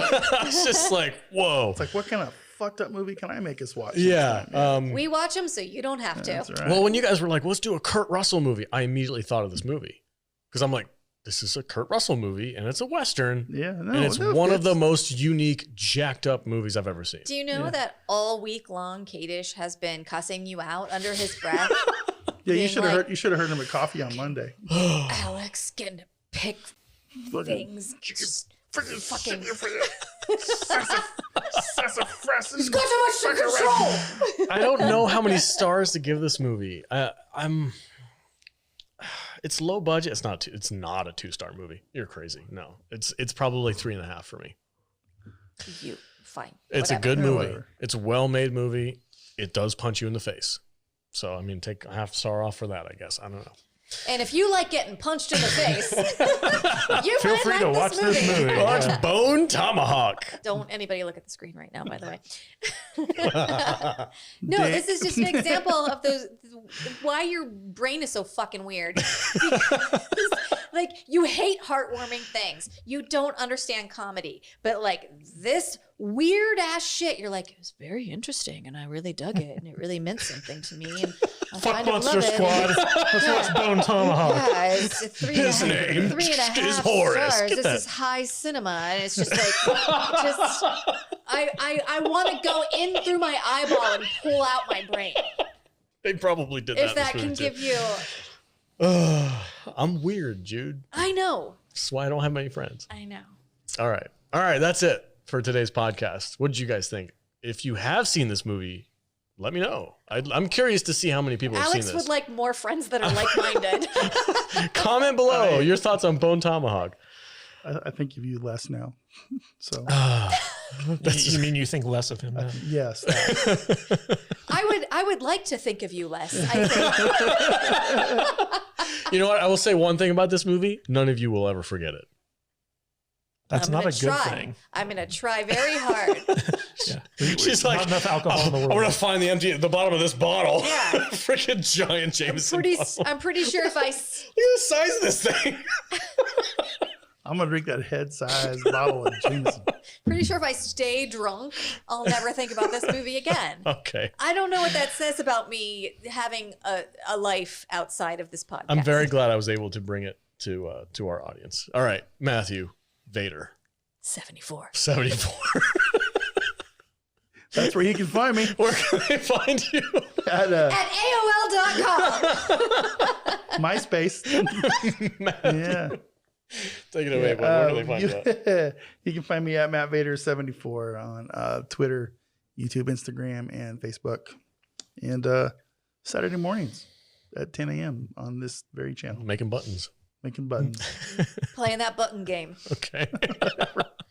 Playing Dragon Champions. It's probably playing Dragon Champions.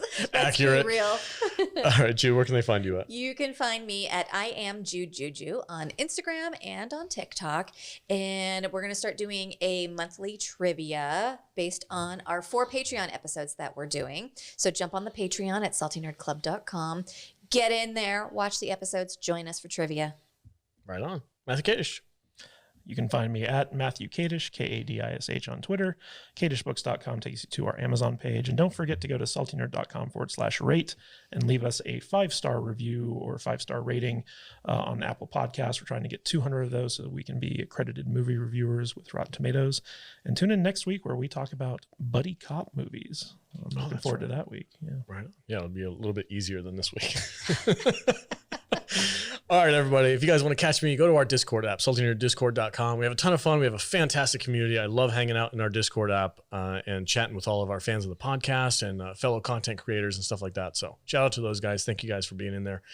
And that's it. I think we're done for the day. I think we're done. Thank you guys so much for joining us. Tune in next week for Buddy Cop Week. And as always, stay salty, my friends.